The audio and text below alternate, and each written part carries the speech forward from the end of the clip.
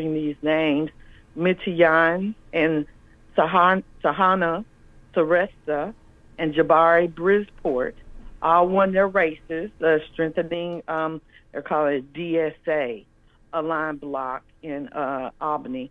Those wins, powered by tenant rights, organizing, affordability concerns, and strong youth turnout, just something I'm really behind, have pushed democratic socialism from the margins into the center of New York's political conversation. So across the U.S., the term democratic socialism is become sort of shorthand for a broader generational shift, as we've been discussing.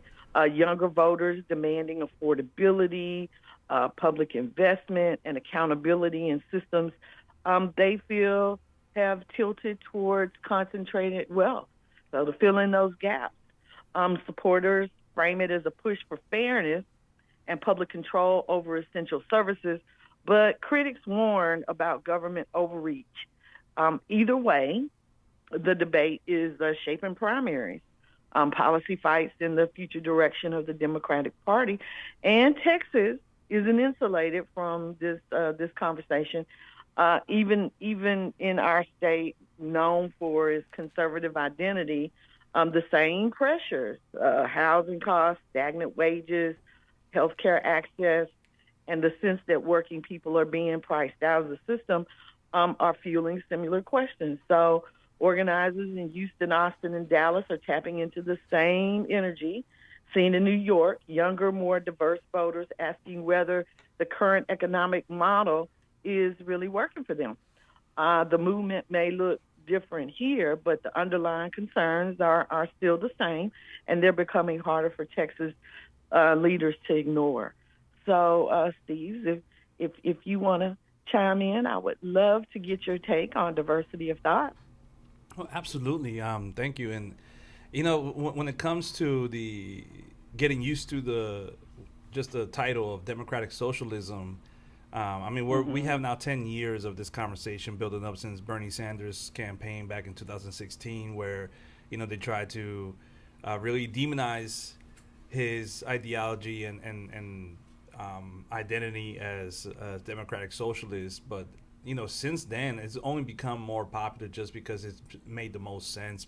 People have seen the wealth gap and also how these institutions that are currently governing us have been making decisions that benefit the ultra wealthy and the corporations. Everything from, like what you just mentioned, the Roundup pesticides, and the companies being pretty much let off the hook by the Supreme Court. Everybody's recognizing all these things, and just the ransacking of the taxes for just the wealthy with all these deals to like Elon Musk and SpaceX and just all these things. Like everybody's observing at this point, it's undeniable that people don't know that their pockets are lighter, things are more expensive, and they're looking for alternatives because they see their political parties are not responding to the moment, and then they're recognizing that it's because of the political parties that we're in this moment. And so they're looking for solutions, and the only thing that speaks to it is economic populism. And right now, the economic populism is being led by folks like, since Bernie Sanders has spoke on it, but then like Mandani, who they all describe themselves and identify as democratic socialists. And, I was watching some reports about like just the reactions on mainstream media where they're really trying to demonize democratic socialism and saying like we're just another step away from being just straight up communists. In Fox News, it was the most belligerent about it, saying like, oh, the communists have taken over. These are third world people who have come over and taken over New York. So they're really trying to scare the tactic there, right? Of making it like the other, communists from other countries have come and taken over. But then you also have the criticism about like DSA being mostly gentrifying white people who are young and hip and involved, and they organize their gentrified neighborhoods to vote for what they want, in this case democratic socialism. So we got these two clashing perspectives on who are the democratic socialists coming from the mainstream. And so for folks like myself and like Vernis, who was our guest, and even for Dr. Biko and Maria, we look at democratic socialism as the most viable avenue for us to progress, because we need to start talking about politics that revolves around more about the budget, because that's how we understand things affecting us directly. Because when resources have been cut short, that means we are suffering from like its lack of resources. So it's the political consciousness has been pushed towards that direction. Now it makes me think about the conversations around when people say like, well, I'm a fiscal conservative, but I am a social liberal, Right. and so democratic socialism for many people really is just their way to become a like fiscally conscious about like their political identity, while the social side is where the Republicans, especially like in the Kim Paxton campaign, is going to be hitting Tellerico with all the the trans issues as being a reason not to vote for him, and then like if he's too LGBT friendly and all these things, just really going to try to hit the culture wars, because the economic populism part is where everybody is trying to avoid having to let those conversations be the dominant issue, and people don't want to talk about anything else but the money. They want to talk about why they can afford to live. So this current system is creating democratic socialists, and I will always caution folks from like being too stuck to an identity, and understand that politics really is about a big tent umbrella for a party. Like you have different types of what you would call leftist liberals and Democrats, because the Republican Party has been had extremist right-wing people in their party, well, along with their libertarians, along with their Tea Party members, along with their traditional Ronald Reagan Republicans. Is a diversity in their area, but like for the left, it's like they want to really just pigeonhole them to, oh well, you're either a liberal or you're a extreme leftist communist. But no, there's a vast range of how the left is organizing, and the one thing that connects everybody, including Republicans who voted for Mandani and who might most likely either not vote in Texas because they don't support what the Republicans are doing, or to vote for somebody like Tellerico because he's at least talking economic populism, whereas like it's not left versus right, it's top versus down. So I feel like that is just galvanizing the overall sentiment of like we have to push back against this economic situation that is only benefiting the ultra wealthy and it's hurting the common person. So I feel that that's really where my views are, is that this is just a result of all of the issues that have been building up over the years: the wealth gap, the ransacking of our taxes, the limiting of resources, and then just overall, people now say, well, we need one thing really, is to address how can we make things economically better on us, and so the democratic socialism is the one that's speaking the best to it. Okay. So those are my All right. thoughts, Lydia. All right, Lydia, are you there? Okay, let's see if we've got you. It's blinking. Yeah, yeah. See if we got you here now. Is she back, Lydia? I'm going to move it to another line. Let's Okay. try this. Hey, Lydia. Yes. There you I go. was There you trying to call in on the other line. Yes. Okay. Okay. Okay. We got you on this one. It's blue now. Yeah, it is. Okay. Okay, so you're good. So we can you hear? Yeah, us? yeah, you can hear. Okay. So yeah, Lydia. I believe that just because of the economic situation, both Republicans and Democrats that have been in Congress for all these years, they're responsible for it, and they're the reason why people are now more enticed to find out about social democracy as a structure and democratic socialism. There is a Houston chapter of the DSA. They've been here for quite some time now, and so this Mandani slate that won in New York is being observed across the country, is galvanizing the DSA specifically, as their memberships are starting to rise up. So I believe that you're going to see, specifically in like the urban centers of Texas, like Dallas, San Antonio, Houston, Austin, are going to be like the main ones where you're going to see a lot of DSA activity really grow.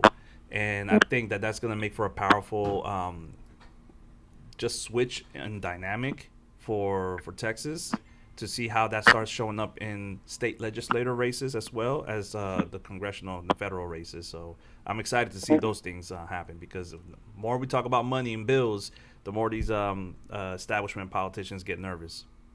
Well, yes, I agree with that. I don't believe, though, that a lot of people really connect the socialism with the fiscal responsibility. I think a lot of people disconnect that and need to be reminded that a lot of the things, given how folks are being priced out, of things, that they should remember that public schools, Social Security, health care, there are a lot of things out there that our tax dollars are used for. Right. That this is connected to. So don't get hooked up in, like you said, you were listening to Fox earlier, and they're trying to make the connection between communism and what these individuals are doing, look to do in our cities. And we point to Mondami, who has been successful with this.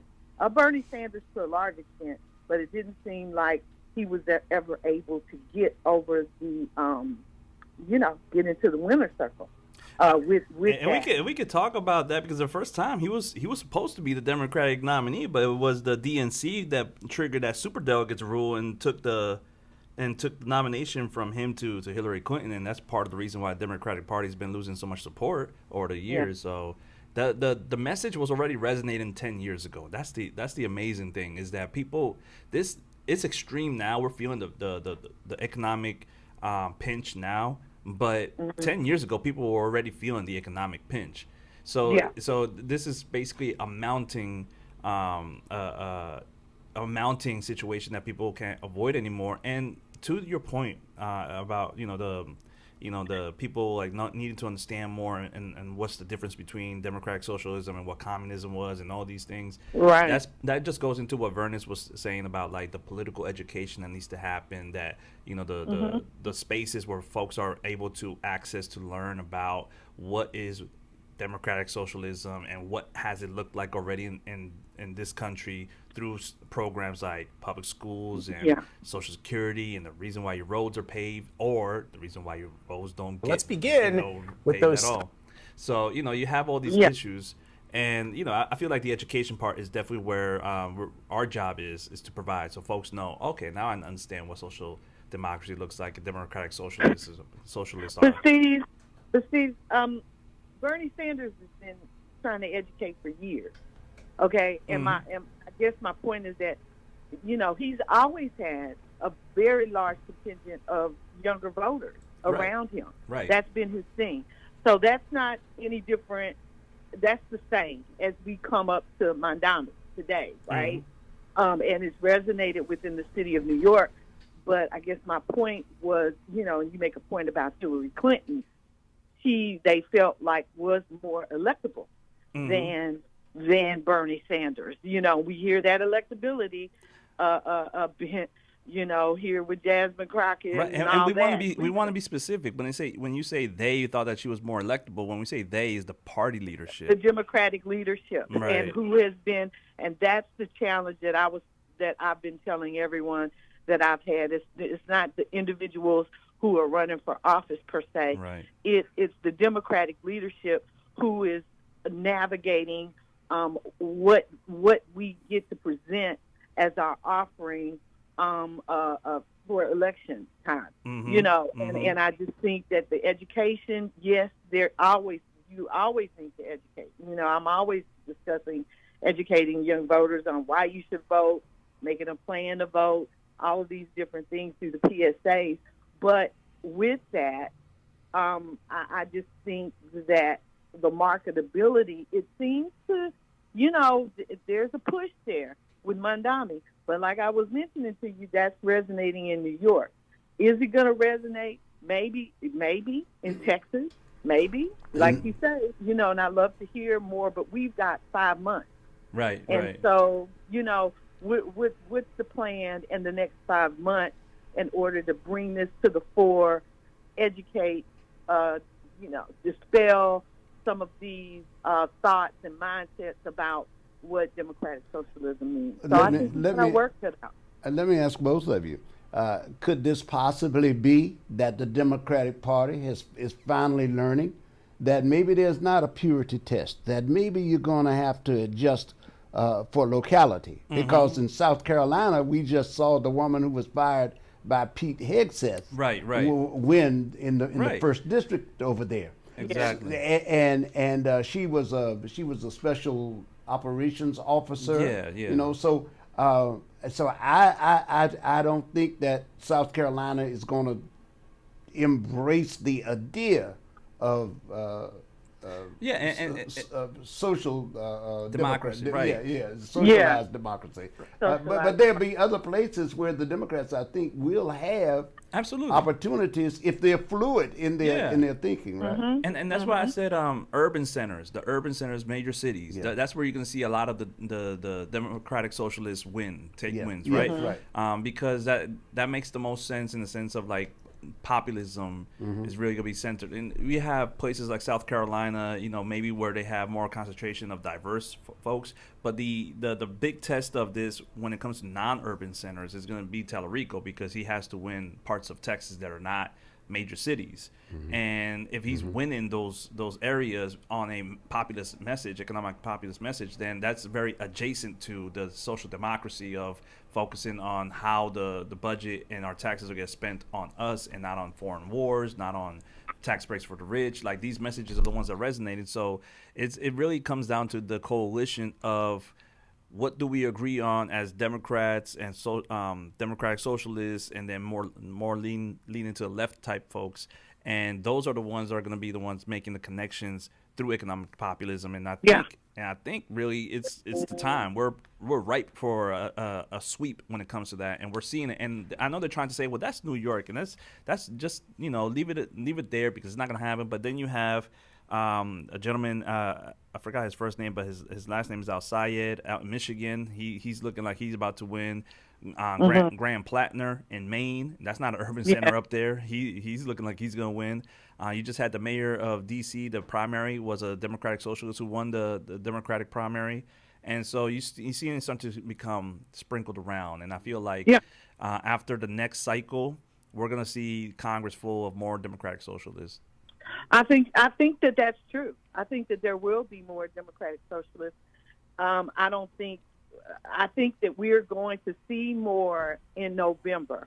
But is there going to be an individual who is going to really take over the Democratic Party? I'm not sure about that. Oh, yeah, because the Democratic Party is fighting hard against this. Yes, exactly.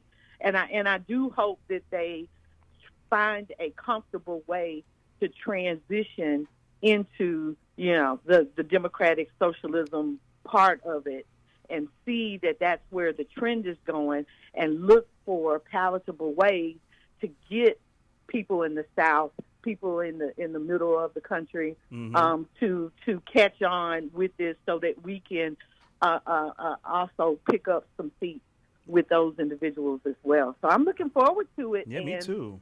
The guests that you have on are they going to have this bent for the most part, you think? You're going to be working towards that? The guests? You talking about Vernus? Your guests, not just Vernus, but moving forward. Oh, moving forward. Yeah, I mean, I'm always bringing folks on who are either on the left or left-leaning, whether it's different democratic socialism or more establishment. I like to have a diversity there.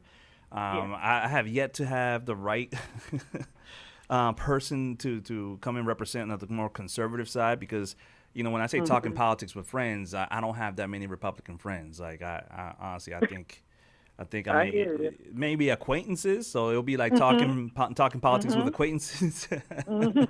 but we shall see. I believe that my guests, that I'm able to bring on, like, from the space that they're working from the area that they focus on, whether it's like, we have Don, who is more on the political side of like reporting on what's going on, or Sam Osser, who's like more on community journalism, or Vernus. We're all just kind of like in a different part of the spectrum, but we're all like pushing towards this economic populism, because like at the end of the day, we're all trying to pay bills, and so like we can connect on that. Well, look, I just want to insert this in there. Just remember, a stranger is just a friend you ain't met yet, right? Right. So That's right. so you may have some right wing MAGA friends out there. MAGA friends? I don't You know. are you saying that's an unlikely possibility? It is. It is. And but and I find that too because I have thought about having some folks on Wesley Hunt and others, but I believe you see the trend. A lot of Republicans are starting to speak out. Mm-hmm. So as Trump rolls over into the second half of Right. his administration, and a lot of the people that have been voted out of office, Mm-hmm. find the courage to speak up now that they will no longer be there. I think that we'll probably have an opportunity to get some of those folks to come on to talk to us. Yeah, and I think it's definitely going to be important to do that. Because Mm-hmm. I joke and jest about not having Republican friends, but that's the truth, and Yeah. it doesn't mean that I'm not going to be open to some of the acquaintances I know to be here because I do want to have those conversations because that is also part of the blueprint that Mandani did. He wanted to Yeah. also earn the vote of Trump voters who were disillusioned with the Trump administration's progress, in that short span of that 1 year that he was running for mayor last year and what Trump had done with Doge and everything and the economic situation getting worse from day one in the White House. He was able to get those voters to support him. So I feel like that's also part of the work where it's like, all right, if economic populism is bringing in some folks from the right to come and support a democratic socialist, then we're gonna have to learn how to manage those coalitions because then when it comes to all the other issues that we all agree on with Republicans, we have to really just be very precise with how we're going to collaborate with them because the social issues do become important because we don't want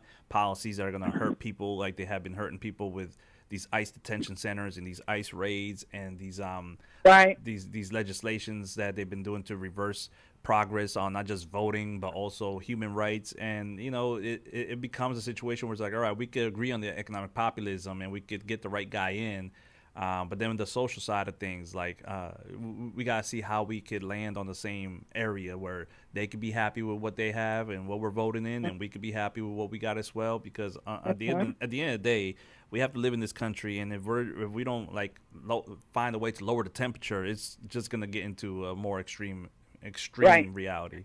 And those are the harder conversations that we're going to have. I mean, we're just kind of, in my opinion, in regards to coming together, we've just been nibbling around the edges. Yes, the economic part, and you would think coming together on the economic side of things would really make a way for the social kind of things. Right. Because if you could see a way forward with that, lower gas prices benefit everyone. Mm-hmm. There are things, healthcare, affordable healthcare Mm-hmm. benefits everyone. But up to this point, we have not been able to make that connection Right. because of the what this administration brings to the table. Mm-hmm. The otherisms, as we see the Haitians and the Syrians, Yeah. but we have the black. But we have the white South Africans. Yeah, those are the only far as refugees being let in. Yes, that are let in. So you have these disparities of this hypocrisy that's going on, that's evident in our face. We see it on the news, but you don't hear any of the Republicans coming out against a lot of these things. Right. And that speaks to, you can change a mind with facts a lot of times, but the heart, it's a little harder to do that. Yeah. And I think that when someone, I don't know who it is, or a group of people, finally get the key, things are going to work. But until we can really nip a lot of this stuff in the bud, that obvious hypocrisy, and have people on the other side speak to it, I don't know how we really move forward with any kind of conviction. Right, and it really comes down to numbers. Like, Yeah. we could try to work with them as much as we can, but as long as we Yeah. have our side has the numbers, then we'll win every election that needs to be won. Because like, you mentioned Wesley Hunt, and I know Mhm. myself. If I have Wesley Hunt, uh, not necessarily on air, but I would ask him in person. A simple question is like, because he was also touting like Trump support, right? He was saying like he supports Yeah. Trump. I was like, Yeah. well, how do you feel about an administration that has been making it its mission to remove all sorts of Black history throughout the country? Right. Like, how do you square that? How do you? All right, does that mean you stop being a Republican or a Trump supporter? How does that work? How do you equate that? Well, when you had people who were the ones that when Kamala was running for office, that they went to the barbershops and they were, oh gosh, I'm Byron trying to think. Donaldson, Byron and I think Wesley yeah, Hunt was yeah, a it part was of Wesley it Hunt. He too. was the other one. Yeah, yeah. Wesley Hunt, Byron Donaldson, and I think it was one other individual. And they, it's always a push point of otherism to point to get off the track of asking those questions honestly. Right. The transgender bathroom. Kamala Harris was a pressure point because she was a woman. Right. I mean, there's always a pressure point that's a part of the conversation so that they don't have to focus on the things that you want to talk about, Steve. I don't know. That's been do you find that the case? Well, I mean, and that's exactly the issue, right? Because when we want to ask some of these questions and politician answers in a political way where they just try to answer around the question but not directly, and then they try to, use diversions and a straw man argument and just try to distract Yes. people, like, and this is like the thing that I hope that these politicians are realize is that, people understand when you're doing that, so they know when you're not answering the question, so they know how to move on from you now. That's the thing. Is like the old tricks aren't working anymore. Like, you cannot try to just rile people up with the social issues when people are starving. So it's like, the basis of all societies is if, the population is hungry, then the population is angry. There's no room for anything else about like, well, what about those others over there doing this thing in your area? And they'll be like, we don't care because I don't have food in my stomach right now. And you're not doing the basics of protecting that. And they're learning this lesson. So I don't know if they're really going to be able to correct it and fix it, because this administration is highly committed to the of the corruption of like just ransacking all the funds and trying to get every single piece of resource for the people taken away from them so they could just give it to their buddies. They're committed to this. They're not going to be like, wait, do you see them realizing what we're doing? Let's go ahead and stop and just give them some of it back. No, they're like, but running away. How long have they been doing that, Steve? I mean, they've been doing that since Ronald Reagan for sure, and it's just been hyper. It's in hyper speed now. It's like it's almost it's like, oh, it's collapsing. Let's get as much as possible before it's done. It really feels that way. It feels like because of the crypto situation where they could take the money, put it in a digital, so the dollars disappear. Now they could use that crypto to turn into any currency. So it's almost like they were able to get the money out of the government, the people's money out of the government, put it in this digital form, and then now it's like it's theirs forever, and they could just keep doing that until the system collapses, and they could just go on a private island and relax. Like it seems like they're just creating the lifeboat, and in many cases that's what we're seeing reported with these billionaires building their own doomsday bunkers and getting ready for their own islands. So it just feels like they're already preparing to like leave the population behind and just take everything they can. Yeah, I agree. That is what it seems like.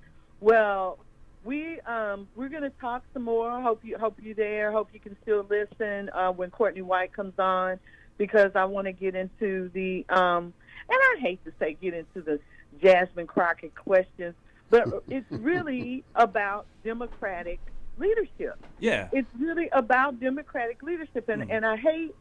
I just say I don't hate, but I really dislike when things get turned around, and her name is in the middle of this particular election that's going on now, and she's not the one who's running anymore. It's like and I'll talk to Courtney about that. As a black woman, you have run your race. You lost fair and square, and now the question is, oh well, if he loses, then it's your fault. Well, because you didn't work hard enough or do the things to try to help someone who should be working himself and doing the things and speaking for himself. Right. And so I don't have a problem with individuals who are out there that may not want to, that will vote in other races and may not vote in that race, may write her name in, may do the things, because like I was saying on air, I guess maybe last week, a couple of weeks ago, that there are other states in the nation who have a better chance of electing a senator, a Democratic senator, than Texas. And so we could still win the Senate even without Texas, even if we don't win Texas. Right. And I sort of feel like people are putting us putting people against the wall and making us make a choice and kind of giving our vote because we're afraid that of racism, of things that are already going on in our society, those things that you pointed out that are already happening. But we have to vote for Tallarico just because he's a Democrat. Well, and I would say this. I would say this. I think there's and I'm gonna tap in a little bit to the conspiracies that exist already within party politics and corruption, and then also the way that the media is using Jasmine Crockett, but also the way that Jasmine Crockett is allowing the media to use her for this narrative. I believe is a very unnecessary narrative. I don't understand. Like, ever since Kamala Harris started to run for re-election, they have been trying to make the Democratic Party, whether through back channels and agreements, are trying to make black women's vote, which is very important, and everybody knows this, but they're trying to divorce it from the Democratic Party. They're trying to find ways to make black women no longer support the Democratic Party because they know that always puts the Democrats over the hump. So whenever it's their candidate, for example, like Hillary Clinton, then yes, come. But when it's Bernie Sanders, oh no, don't come, right? So it's like, because they know that voting block will put them over the hump. So for me, I'm concerned about the way that this narrative unnecessarily keeps getting pushed, because we are in an existential election, right? We are in the moment of, like, if we don't get as many wins as possible, and I don't mean we as Democrats, but like we as people that need to get rid of these crazy Republicans, right? Right. At this point, we all understand that the craziest person in the room right now is a Republican, a MAGA Republican at that, right? So if we could all agree to our mutual survival and welfare, we need to get rid of those. And this is not Tallarico versus John Cornyn. This is Tallarico versus Trump-endorsed Ken Paxton. So now you have the actual MAGA person in the room that we need to get rid of. And the discussion shouldn't be about, Jasmine Crockett this, Jasmine Crockett that. She already lost a primary. Move on. Right. She already move on. And I saw that the Texas had the Democratic Party had the convention over the weekend or something like that. And I'm getting ready to, when we wrap up, I'll discuss that. Right. Yeah. So I'm going to let Jeff for you to touch that, and because the Jasmine Crockett conversation, unfortunately, I'm already starting to see that is going to drag all the way into possibly September. Yes. And absolutely. And the reason why, and maybe even October, and the reason why is because they want to turn off as many black women as possible from voting for Tallarico. Because, like I was mentioning, and this is the part of the conspiracies I tap into, Texas seems like there was an agreement a long time ago between Democrats and Republicans. It's like, hey, Texas is the South, but it's like really that red South. So let's just keep that. And if we get Democrats in some of these major cities like Houston and Austin and San Antonio, they're going to be Republican-friendly Democrats. And what I mentioned in our show on Wednesday night, where you have the dinos, rhinos conversation of like Republican name only, Democrat name only. So it almost feels like there are forces trying to protect Texas from becoming blue. And the way to do that is to make sure black people, specifically black women, don't show up to this election So they're using Jasmine Crockett as the look how she's being maltreated, and she is not helping the case at all by being quiet and by being distant. Because at this point, if this is existential, then we should all be like being arm in arm, pushing back against Republicans. I'm gonna push back a little bit on that, because I think that's a conspiracy. Could be, could not be. Right. But I think that you're ignoring the overall question about Democratic leadership, and that needs to be addressed immediately. And also, I want to add this. I want to add this in case you didn't know. Just to put it on. Remember that Jasmine Crockett didn't throw her name in until late, and it was reported that a lot of the people in her comments on Twitters and all that were actual bots that were telling her, you should run, you should run, you should run. And then there was Republican-backed organizations that paid for robocalls to call out people saying, would you want Jasmine Crockett to run for Senate, right? And it was like, it was actual Republican organizations doing like the polling for her because they wanted her to run, because they were counting on Texas not going to vote for a black woman like this at this point. Still at this point in history. So they were choosing their opponent, and it almost seems like now that she lost, they're still trying to make her a factor in the race. And that's where I'm like, I can't help but to look at as a conspiracy, because it's not. I got you. I understand what you're saying, and I heard about the money. That was kind of like common knowledge that the Republicans were trying to get her to run because they felt like they could defeat. So that's fine. But like I said, the fact is that when she did run, the Democratic leadership didn't handle things in a proper way. I don't believe they chose the right people to run for office based on their background and their experience. Jasmine Crockett is more qualified to be a senator than Tallarico is, and she should have possibly run for governor, and she could have run for senator. So I think that these things are, I just think it's Democratic leadership. I think that you can only blame the Republicans so far. Democrats have control over their money, absolutely, and what they push, and so I'm not going along with that narrative. And I believe that we've seen this not just with Jasmine Crockett, we've seen it with Kamala Harris. We've seen the Democrats do the same thing over and over and over again. So at some point, it needs to be addressed. And saying that to say, we're taking all the emphasis. James Tallarico is the one that's running for office. Right. It's his job to make the case to whomever it is that he needs to vote for him to put him over the line into the winner's circle.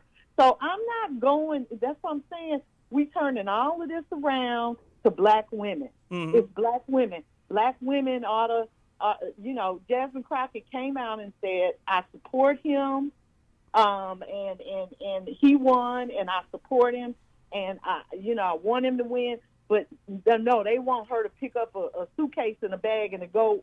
No, that's not her job. That's his job. That's his team. Right. And so we always, as black women, get blamed and try to turn it around if he doesn't win to say that it's black women's fault that he didn't win, or it's the black community's fault that he didn't win. And that's what the media is going to turn it into. It's fault if he doesn't win. Right. No. And that's what I meant. Like, the way that they're setting it up, they're using this narrative to drive a wedge, and we know that if Tallarico loses, then they're going to say, well, it must have been that black vote.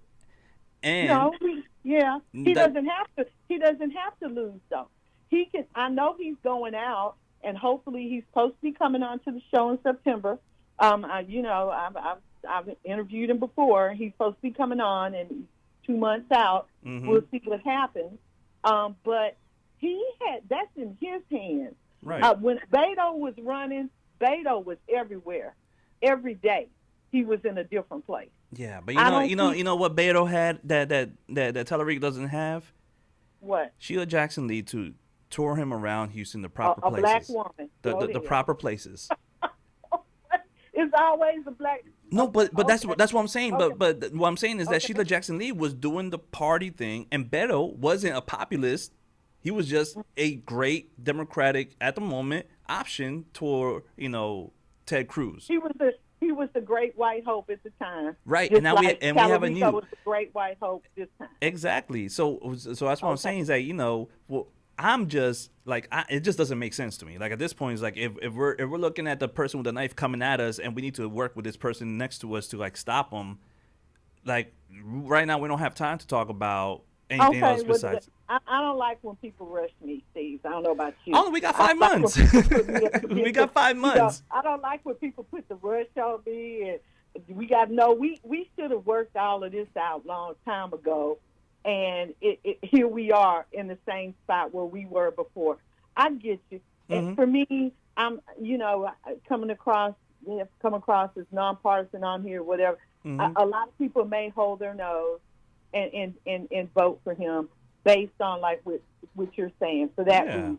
Yeah, But I'm gonna hold my nose too. There are a lot of people who are principled and see what's going on and want to not blame but call out the people who are actually responsible for this, and move forward with that instead of continuing to go around, because we're not good about our autopsies.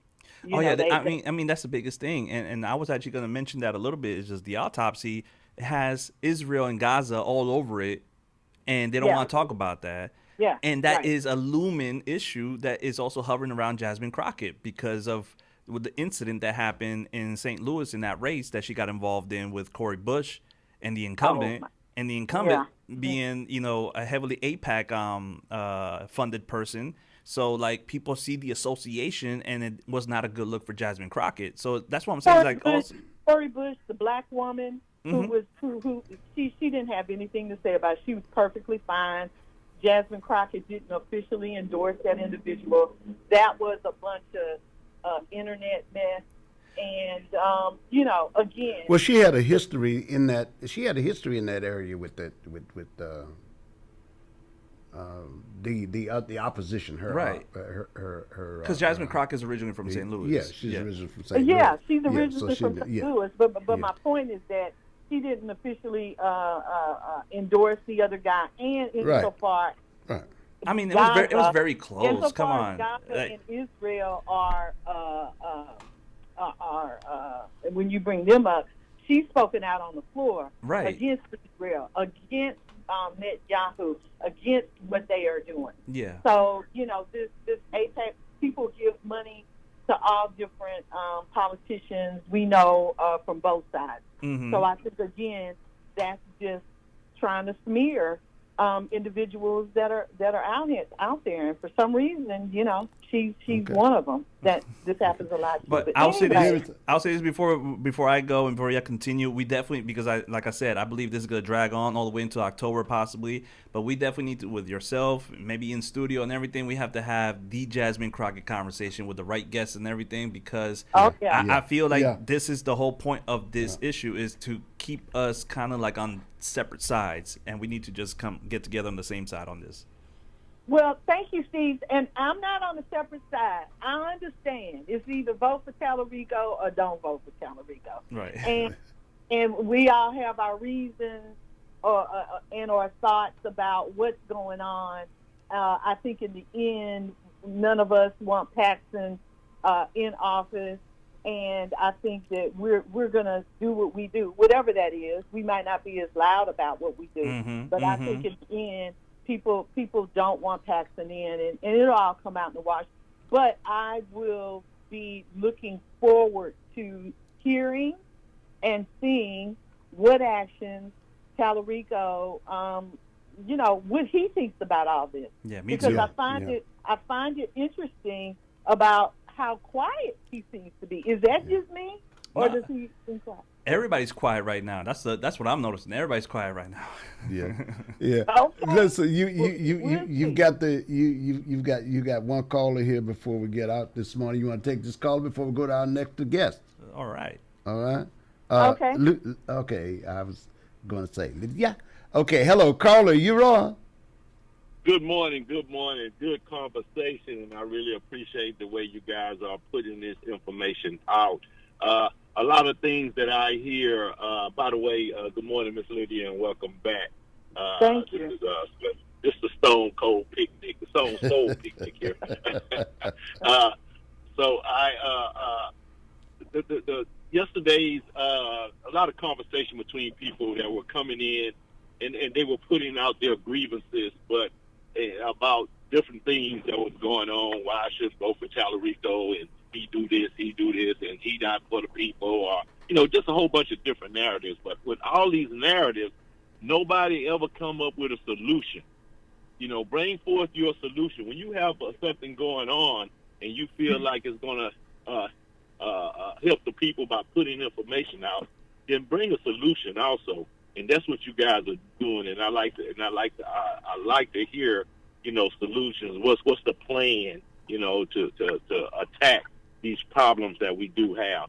And one thing and I talked about this before, for the Democratic Party to go ahead and start getting together now, settle your differences and become as one. Because if you become as one, Crockett, Tallarico, defeat Paxton, because Paxton is just morally is the wrong person to be. Just by morals alone. If anyone has morals, why would you want to vote for this? I don't care if you're Republican, Democrat, or Independent. This guy here, he's been under all kind of indictments. His personal life has been out there in the news, and it's definitely the wrong person to be in charge of people's voices in Congress. So, but I'd like to see Tallarico, and I understand they had a Democratic committee meeting. Is that right? Democratic convention. The convention, has occurred. Yeah. The convention. And I'll talk a bit about that. Yeah. Mm-hmm. Yeah. Okay. Yeah. And I'm interested to hear how that what transpired in that. But we definitely, and I appreciate you guys' voices y'all putting out. But definitely, when you guys come on, put those grievances out and tell us about what solutions we need to do. We need to hear more about the solutions. And of course, my thing is get your passports, get your birth certificate, and get out and vote. Right? Yeah. There's going to be some shiggity in the game. They're going to try to put some shiggity in the game. And we got to be ready for the game, sir. All right. And I appreciate you guys, and thanks a lot. All right. Thank you so much. All right. So that's going to wrap it up the 9 o'clock hour. It's going to wrap up the 9 o'clock hour. Stevens Roscoe, and you're here with Political Talk. Talking with politics friends with on friends. Wednesday night. Yeah. And before I head out, I just want to say, look, I don't want to live in a future. Well, I'm going to live through it, but I don't want to see the future where Texas has Ted Cruz and Ken Paxton as the senators. That's just horrible. Yeah. I just know. Well, you look, you're on diversity of thought this morning, ladies and gentlemen. Lydia Flanagan and Stevens Orozco, both hosts here this morning, and Steve's having political talk with friends, and Lydia, of course, having diversity of thought. It happens right here this morning. I want to thank each of you guys, and listeners, you stay tuned, because there's more. I'm sure Lydia has more about the latest Supreme Court decision, because that's going to bring into focus another, another metric for judging how we're going to vote, these Supreme Court decisions. The big decision that I'm also looking at is that Trump's trying to do is the citizenship one, right? Where birthright. And because what does that mean? All these, including myself, that were born here to non-citizen parents, all of a sudden we lose our right to vote. Yeah. Okay? Yeah. All right. All right. So we thank you all, ladies and gentlemen. Thank you so much for being here. Back in a moment. Ralph Cooper has covered the legends of HBCUs since 1969. Coaches Eddie Robinson, Jake Gaither, Marino Cassim, John Merritt, Billy Nix, Alex Dorley, Clifford Paul, Dr. Rod Page. No broadcaster has covered HBCUs longer than Ralph Cooper, Houston's legendary sportscaster, on 1230 The Source. 5, 10, 15, 20, 25, 30. Hi, I'm JJ Walls with Sunnyside Dental, and yes, it's now been over 30 years that we've been providing quality dental care for our patients in the Houston area. It's now come to my attention that many of you that want to come to Sunnyside Dental have Medicare plans that we don't accept. Hold up, that has got to change. Sunnyside Dental is now accepting most Medicare dental plans. WellCare, Liberty, United Healthcare, Cigna, Kelsey Care Advantage, Amerigroup, Aetna, and many more. We're getting on board. Call Sunnyside Dental at 713-738-1999. If you have Medicare and would like to receive the personal touch provided by Sunnyside Dental, call us at 713-738-1999. We look forward to helping you achieve the smile that you can't wait to share with the world. Got Medicare dental benefits? Call Sunnyside Dental 713-738-1999. Everybody's talking about the high price of eggs. Well, I don't know much about eggs, but I tell you this. If you want great chicken at a great price, how about Chicken Plus, 6210 North Wayside? Let's hear what his customers are saying. Michelle writes, Chicken Plus has some of the best fried chicken and best fried okra in the city. We stay about 45 minutes away, but the drive is definitely worth it. E. Max says, the chicken is seasoned so well and every bite has a special crunch. It's my go-to chicken spot when I want homemade fried chicken that's always good. Now that's what I'm talking about right there. Great fried chicken, okra, rice and gravy, desserts. You're going to find it all at Chicken Plus, 6210 North Wayside. You don't have time to make the drive? Hey, no problem. You can order Chicken Plus on DoorDash and Uber Eats. You better do what you got to do to get your hands on some of that great fried chicken, the best fried chicken in the city. Great chicken at great prices. That's Chicken Plus. See you there.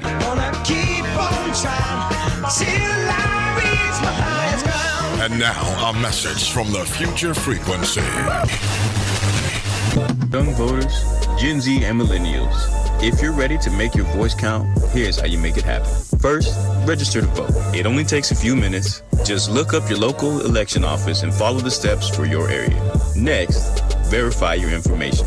Confirm your name, your address, and your polling location so nothing slows you down.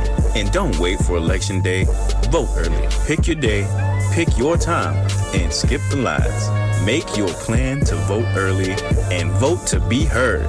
The future is live right now, and you're the frequency. Then we go be alright. This message is powered by Diversity of Thought and proudly sponsored by 1230 KCOH, The Source. Are you tired of that old driveway with its ugly cracks and holes? Do you hold your family gatherings indoors because the outside is just not useful? Thinking of building a new structure to add more living space to your home? If you answered yes to any of these questions, then you need to call Sid. 832-657-4494. Sid's Services is a one-stop shop for all your residential concrete needs. They specialize in driveways, patios, house slabs, and foundations. Sid's has over 20 years in quality residential construction. He's honest and provides excellent work to each customer. If you know that it's time to redo that old driveway or patio, or if you'd like to add more living space to your home, call Sid's Services, 832-657-4494, 832-657-4494. Remember, at Sid's, one call does it all. All right, we are The Source, so good morning. Good morning to you. You're listening to Diversity of Thought with Lydia Flanagan right here. Just a moment on The Source. And now, a message from the future frequency. Young voters, Gen Z, and millennials, if you're ready to make your voice count, here's how you make it happen. First, register to vote. It only takes a few minutes. Just look up your local election office and follow the steps for your area. Next, verify your information. Confirm your name, your address, and your polling location so nothing slows you down. And don't wait for election day. Vote early. Pick your day, pick your time, and skip the lines. Make your plan to vote early and vote to be heard. The future is live right now, and you're the frequency. Then we gon' be alright. This message is powered by Diversity of Thought and proudly sponsored by 1230 KCOH, The Source. Oh, yes, The Source and Diversity of Thought this morning, everybody. Right here with Lydia Flanagan. It's 6 after the hour. Hello, Lydia. How are you now? Hello, everyone. I'm back and back here with our guest this morning, and great conversation with Steve. Look forward to doing that again. Let's get right to it here. I've got Courtney White. Is a Houston-based attorney. She's a writer and the creative force behind Courthouse Couture, where she blends law, lifestyle, and personal expression to empower women navigating professional spaces. As an author and digital storyteller, she explores identity, boundaries, and visibility with a voice that resonates across the legal community and beyond. Courtney has also been featured where I heard her on a Black Lady Courtroom podcast, where her insights on authenticity and power in legal spaces struck a chord with me, and I'm sure with other listeners. Her work centers on showing up as your full self, even in rooms that weren't built for you. Good morning, Courtney. How are you? Good morning. I'm doing well. Thank you so much for having me on the show. Oh, excited about you and the takes that you'll bring to the show for our listeners. So, Courtney, you build a platform that sits right at the intersection of law, fashion, and visibility. How do you see Black women navigating authenticity and credibility in professional spaces that weren't designed with us in mind? So I think now the blessing that we have, and I'm going to call it that, a blessing, is that we are in an arena, hopefully, if we can maintain the work that we have fought for in this administration that we're dealing with, we're in a position where Black women are free to wear their hair as they desire because of the Crown Act. We have Black women bringing themselves with the fullness of who they are, wearing fashions that represent them. We have more and more Black designers who are being featured and that are mainstream. And there is more education available to us about how we can come as our authentic self to work. Many Black women have the flexibility to work from home when they would like, which I think is helpful to many of us. So I feel like the point that we are in, we're in a greater point than possibly we have ever been to make strides to be our full selves at work. And what we know is that every workplace is better when we have diversity of thought, diversity of opinion, and when we're able to feel the proper term is psychologically safe at work. When you feel that you have to shift or become someone else, you're not able to perform at your highest ability. And so my goal is to help express how I work to do that at work and hope that I can inspire others to feel free to do the same. No, absolutely. You know, one of the things that I found working from home that you mentioned is actually, it helps quite a bit insofar as interacting with in corporate America, I'm sure, in law, because people are listening to the ideas and the voice, and they aren't necessarily gauging by what their eyes see. And I don't know, do you find that the case with working at home, that sometimes it's actually beneficial? I do think so. I think when I first started working from home, I was a caregiver. I moved back home. I actually quit a job, moved back home to help my mom caregive for my father, who had dementia. And that's when I first realized that there were real benefits, because I needed to work. But going into work at times was difficult. We obviously, once my dad needed more care, had to bring in caregivers. But at the beginning, it was very helpful for me to work from home. I think similarly, women who have children who are balancing pickups, drop-offs, all of those sorts of things is beneficial.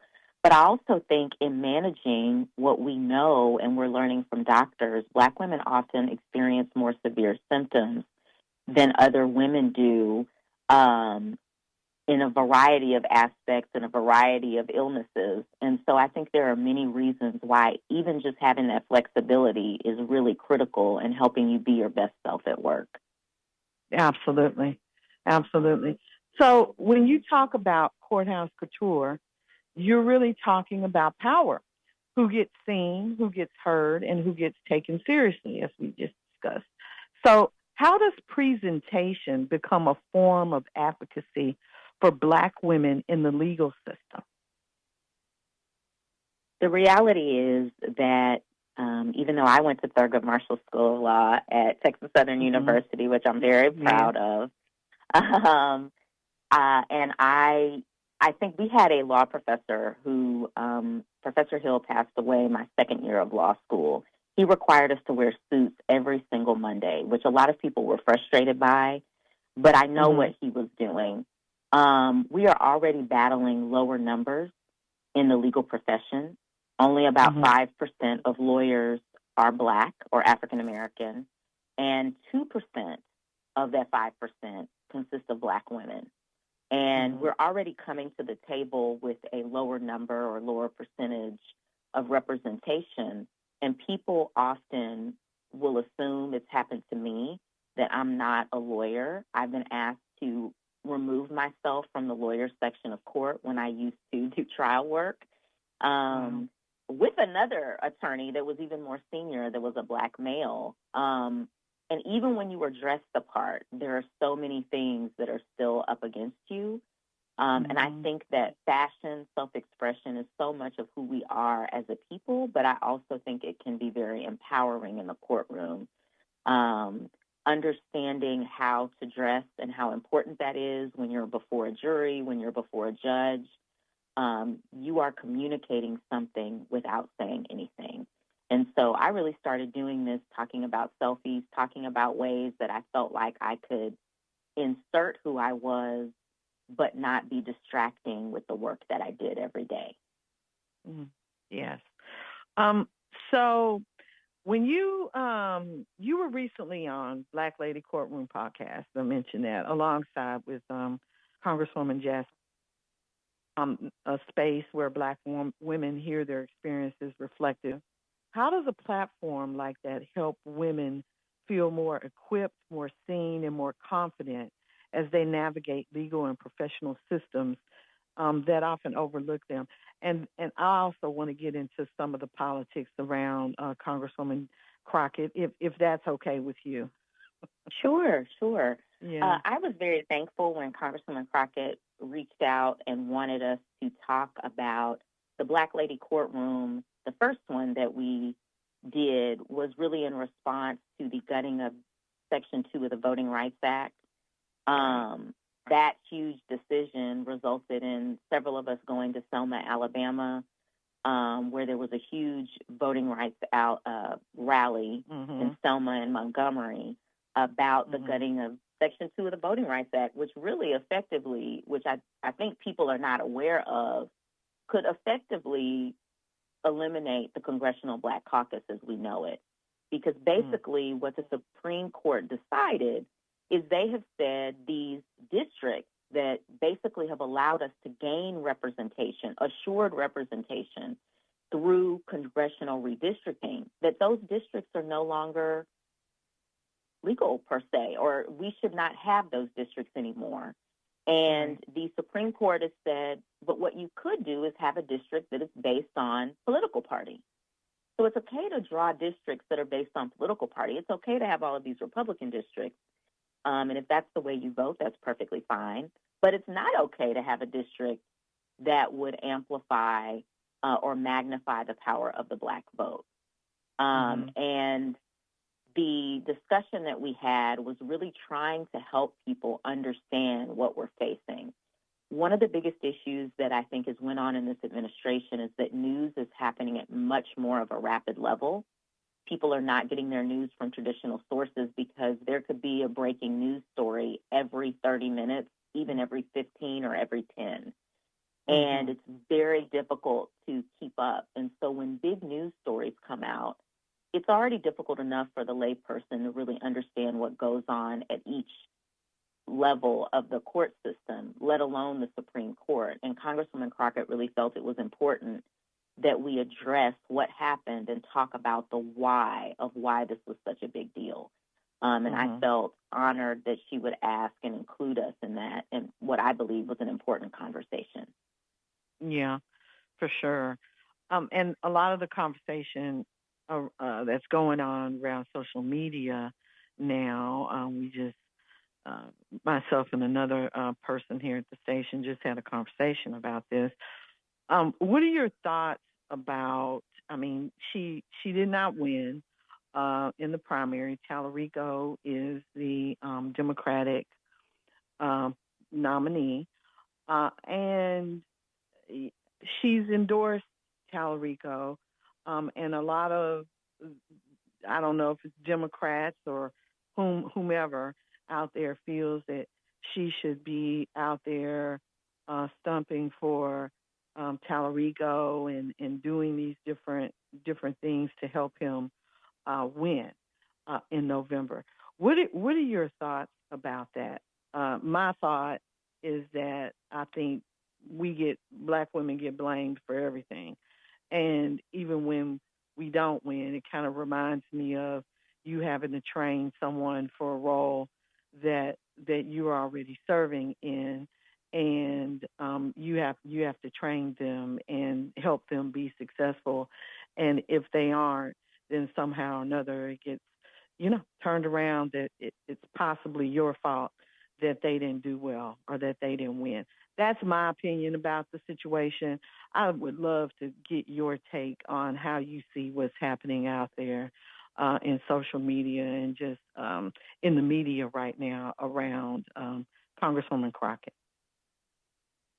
So I think this is an interesting question. I did a video in response because there was a very, I think, interesting article that was put out by Dallas Morning News that tried to frame Jasmine Crockett as not wanting to, being unsure is the way I think they tried to say about supporting Tallarico, when the reality is she immediately endorsed him and conceded her loss, and she said she was going to work to turn Texas blue. She's done that. What people need to know is that she's working through her PAC, the Fire PAC, to help turn Texas blue. That has benefited even people within the Houston area, like Congressman Christian Menifee, who, she endorsed. She was at the polls on Election Day supporting him. She also was supporting Colin Allred, a former congressman who was running for U.S. Senate and backed out of the race. So she is working. She is connecting with candidates down ballot, which is where her efforts are. She's donating even money to them. I think in terms of Tallarico, the way I see it, and personally my opinion, having observed a lot of it, even from the beginning when Tallarico announced, going to a breakfast that he had in Houston in November of last year for Black leaders in the Houston community, Tallarico wanted to make concerted effort with the Black community, at least from what we could see at that point. What we saw is that when Congresswoman Crockett entered the race, it appeared as if his campaign strategy had to shift. And it didn't really appear. What we know is that he really focused on the remainder of the state in trying to convert people who maybe were moderate Republicans into voting for him. He also went to campaign very heavily in the Valley, in the Rio Grande Valley, really worked to target Latino voters, doing political ads in Spanish. But what we did not see is that once she entered the race, he virtually, from my opinion, and this is not just mine, it's from the opinion of many Black Texans, put no effort within Black communities. And so once he was able to get through the primary, the attitude was from his supporters online is that he has all of this time to make up ground with Black voters. What we have seen then is several photo ops, apparently, and touch points with the Black community but there has not been a concerted effort, or it at least does not appear that way to most people in major cities, because he's not even coming there and touching the Black community en masse. That is a real problem, because when you have a narrative out that Jasmine Crockett needs to campaign for you, what it makes it seem like is that you had no plan for a community once you got through the primary, and you just want Jasmine Crockett to come in and say, okay, if you were my supporter, you need to automatically support him. He also, at some point, if he wants to be a U.S. senator, not a state senator, but a U.S. senator, you would think that the effort and sincerity that he has espoused as a part of his values, his personal values, that he would want to earnestly connect with the Black community. I did an interview with Beto, who everybody knows Beto, and his historic race for United States Senate, and how earnest he was in getting to know everyone across the state. He's still working to register students to vote on every single campus, going to HBCUs, going to PWIs, going everywhere. And even Beto said we can't take any voter for granted. And so I think what Black voters are saying and Black Texans are saying is, we need to see you in our community.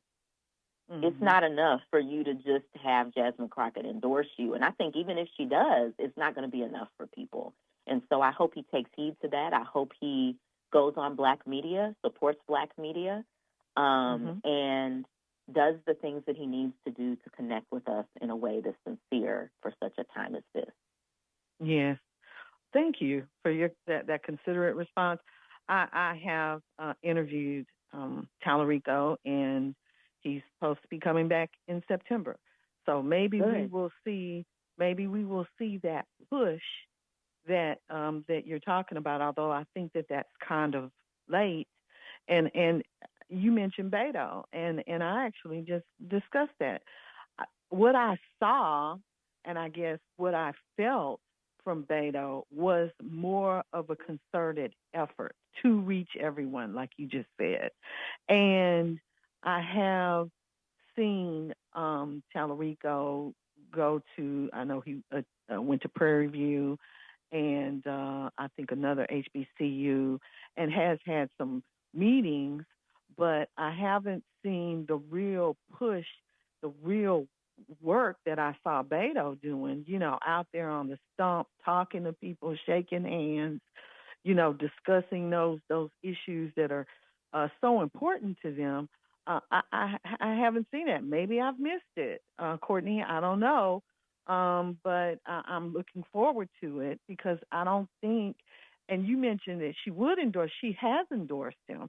She endorsed him, like you mentioned, right off, and said that she supported him.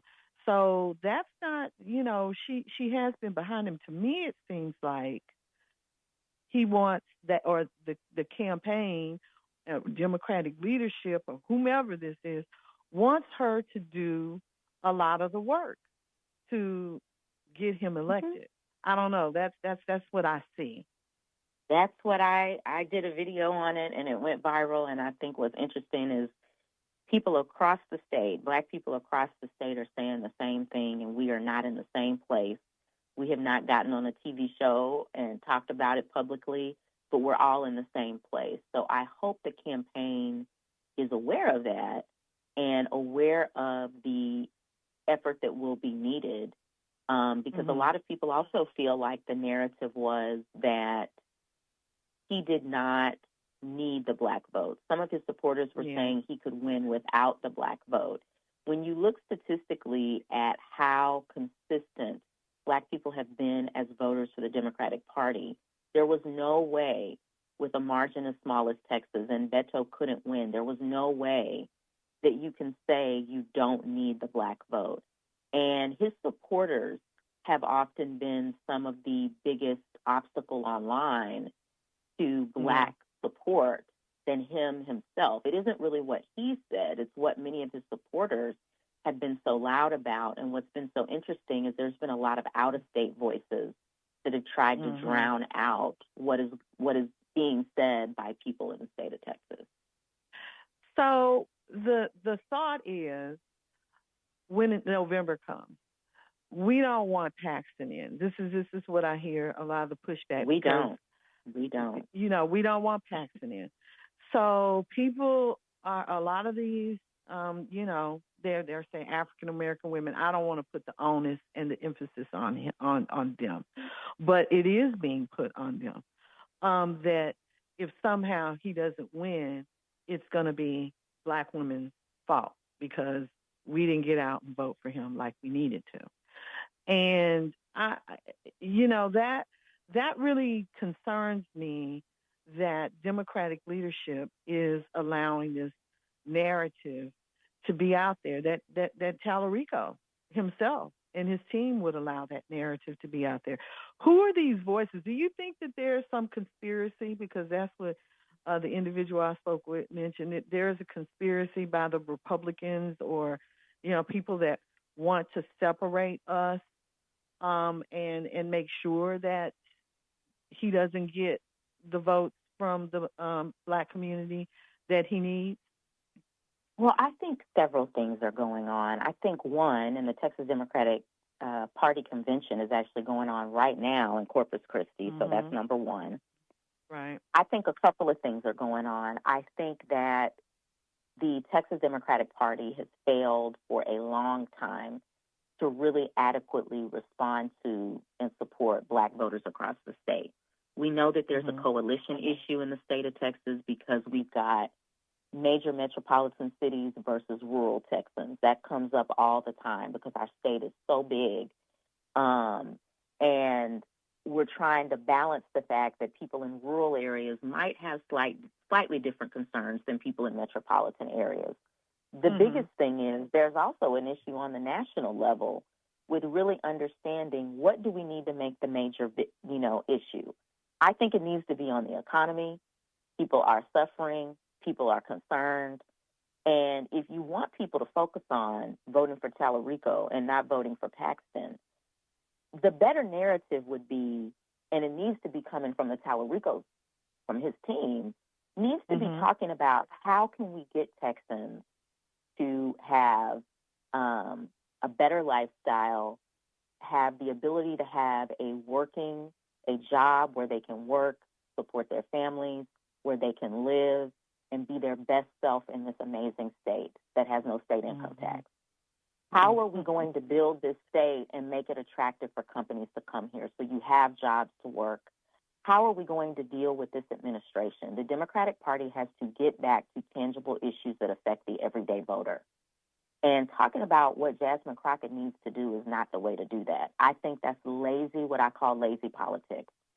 You are allowing the fact that you don't have a plan, but you want to take her plan, when really we need her in Congress for the rest of the time we have her there to do what she needs to do on the national level, because there's something new going on with this president every day, and she is needed right where she's at. She doesn't have a recess period where she can come down here and campaign every day for somebody running for U.S. Senate. And she's not, and I mean, even if she was being paid, she still needs to do her job. I mean, it's absurd. I just think the Democratic Party doesn't have a plan.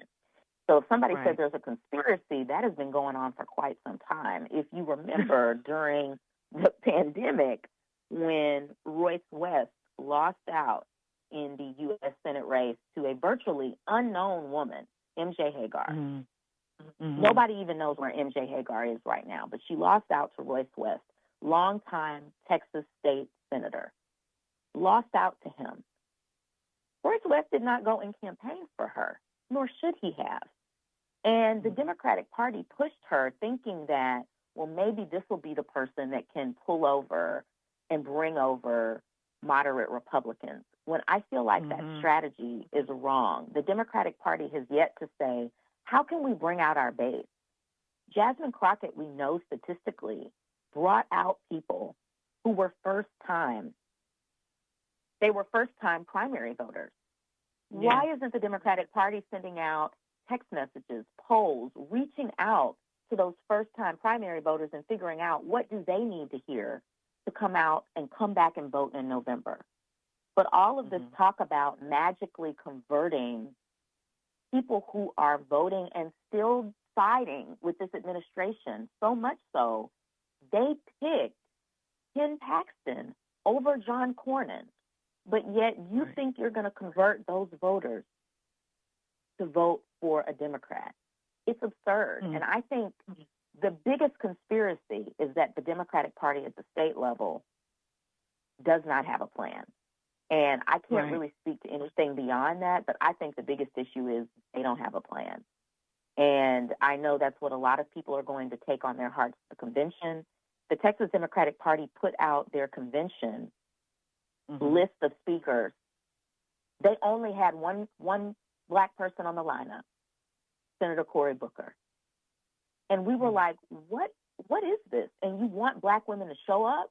You want people to show up? And look at the lineup. I mean, to me, the biggest conspiracy is that, again, there's no plan. And I could go on and on about that probably for forever, because it also exists at some level at the national level as well. Absolutely. Absolutely. And so two things. First, let's start with the convention. The way that these articles are framing up in the media is that she was a no-show. So it makes me wonder, was she on the agenda? Did they invite her? What's the backstory around that? You may or may not know. I don't know, but I just thought that was interesting. But it ties into the conversation that we're having now about leadership, and apparently not being able to get on the same page enough to have Congressman Crockett on the agenda. And number two thing I wanted to ask you about and get your take on democratic socialism. What's happening with Mondami? What's happening with these folks that are winning? In blue states now, do you see that moving to the South or, across middle America? What's the push around that? And I think Jasmine Crockett may actually, when we look back, have been the instigator of this in our current midterms, going up to midterms. Of course, we know Bernie Sanders, longtime Democratic socialist. But what do you think about that? And that's who they got. The future. Oh, go ahead. We'll see. I mean, Bernie Sanders was set to be one of the main speakers, and a lot of people were very concerned about that because we felt like there could be a better representation of that ideal for the state of Texas. One of the things about Bernie Sanders followers is that, again, they tend to be very aggressive, like Tallarico supporters. And I'm saying Tallarico supporters because I'm being very careful to not attribute that to Tallarico. I think Tallarico's biggest liability can be some of his supporters, because it's not things he's saying out of his own mouth. It's the people who support him. And the same thing with many Bernie Sanders supporters who refuse to support Hillary, which is a much more complex issue. Yeah. And then we ended up with the first term Trump presidency. In terms of Congresswoman Crockett, I think she did respond to and address issues of affordability and reaching out specifically to Black media, Black people, people of color throughout the state. But she was also managing having to do her job. And in terms of her showing up at the convention, I'm not really clear on if they invited her. I know she wasn't in the lineup when I saw it. But what we also know is that there are other people in the party that weren't able to attend the convention because this is not a period where Congress is in recess where they can just up and come to the state convention. So, again, she would have to miss her job to come back and go to this convention. And a lot of the stuff with the convention is taking place during the day. Even I said, why didn't they have some of these main speakers on Saturday as opposed to having them on Friday, when we know that, there's a lot of union people who go to the convention. They may not be able to take off. So you're going to miss some of those people. There's just a lot of things that I think people didn't understand, and they're attributing it to her not caring. And I think there's just more at play because she's not the only person. I even heard the reason some of the speakers that people were like, hey, why didn't you ask this person couldn't come? is because of the time period that the convention took place. So, again, to me, the conspiracy is the failure to plan on multiple levels of the state party. Yes. In terms of democratic socialism, Mamdani and what is going on in New York and the candidates that are associated with that shift, I think are amazing. What I do think Democrats have to be careful of is because they don't seem to have a plan, is that while I do appreciate and support the idea of wanting to support the ideals of working people, we have to also manage that with making sure there's sustainability with the government and not increasing debt. One of the biggest issues at the national level, eliminating all of these federal jobs, which we now know was a complete mistake. We knew that at the time, but we are seeing in multiple ways how that was a part of a bigger agenda. I think we just have to be mindful to want to not suggest policies that there's no fiscal note behind. So if we want to make sure that kids get preschool, how are we going to accomplish that? How can we get industry to buy into that?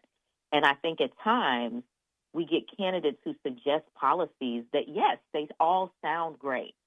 But when you look at the implementation process, they take longer to implement. Green energy is one big example of that. And I say green energy all the time to people in Texas because we have a lot of people who have, quote unquote, we would call them good jobs at chemical plants here. So if you automatically push green energy, some of those people that have, quote unquote, good jobs that live in Pasadena, that live in Crosby, that live in Baytown, and work at all of these large chemical plants, they might lose their job if we put restrictions on everything that's done. Now, if we say we're going to have a 5-year, 7-year plan, we train people on the new green energy things that we want to happen, where we can have those people still keep their jobs, that's great policy. But to automatically say we just need to cut out all emissions, we need to change everything, we need to roll everything back, we need to be mindful that's going to have an impact on some working people. So that's the only concern that I have. I love democratic socialism, but I also think sometimes the policies come off as too aspirational, and people don't think about how they might actually affect the regular, everyday working person. Because here, I know for a fact, because I know a lot of people in my family have worked at those same chemical plants, and that has been a path to steady work and employment for a lot of people. We need to figure out a way for them to be able to keep their jobs but still implement policies that are helpful overall for all of us. Yeah. And there's so many ways that can be done, and I just feel like the lack of a plan is the major problem. Well, I'll add something to that. Not so much pushback, but add to it, because that's my background, finance and technology, right? Been in those two industries for a long time.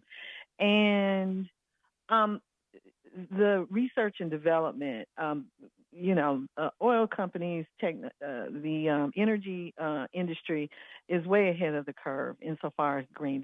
They're hedging their bets. They have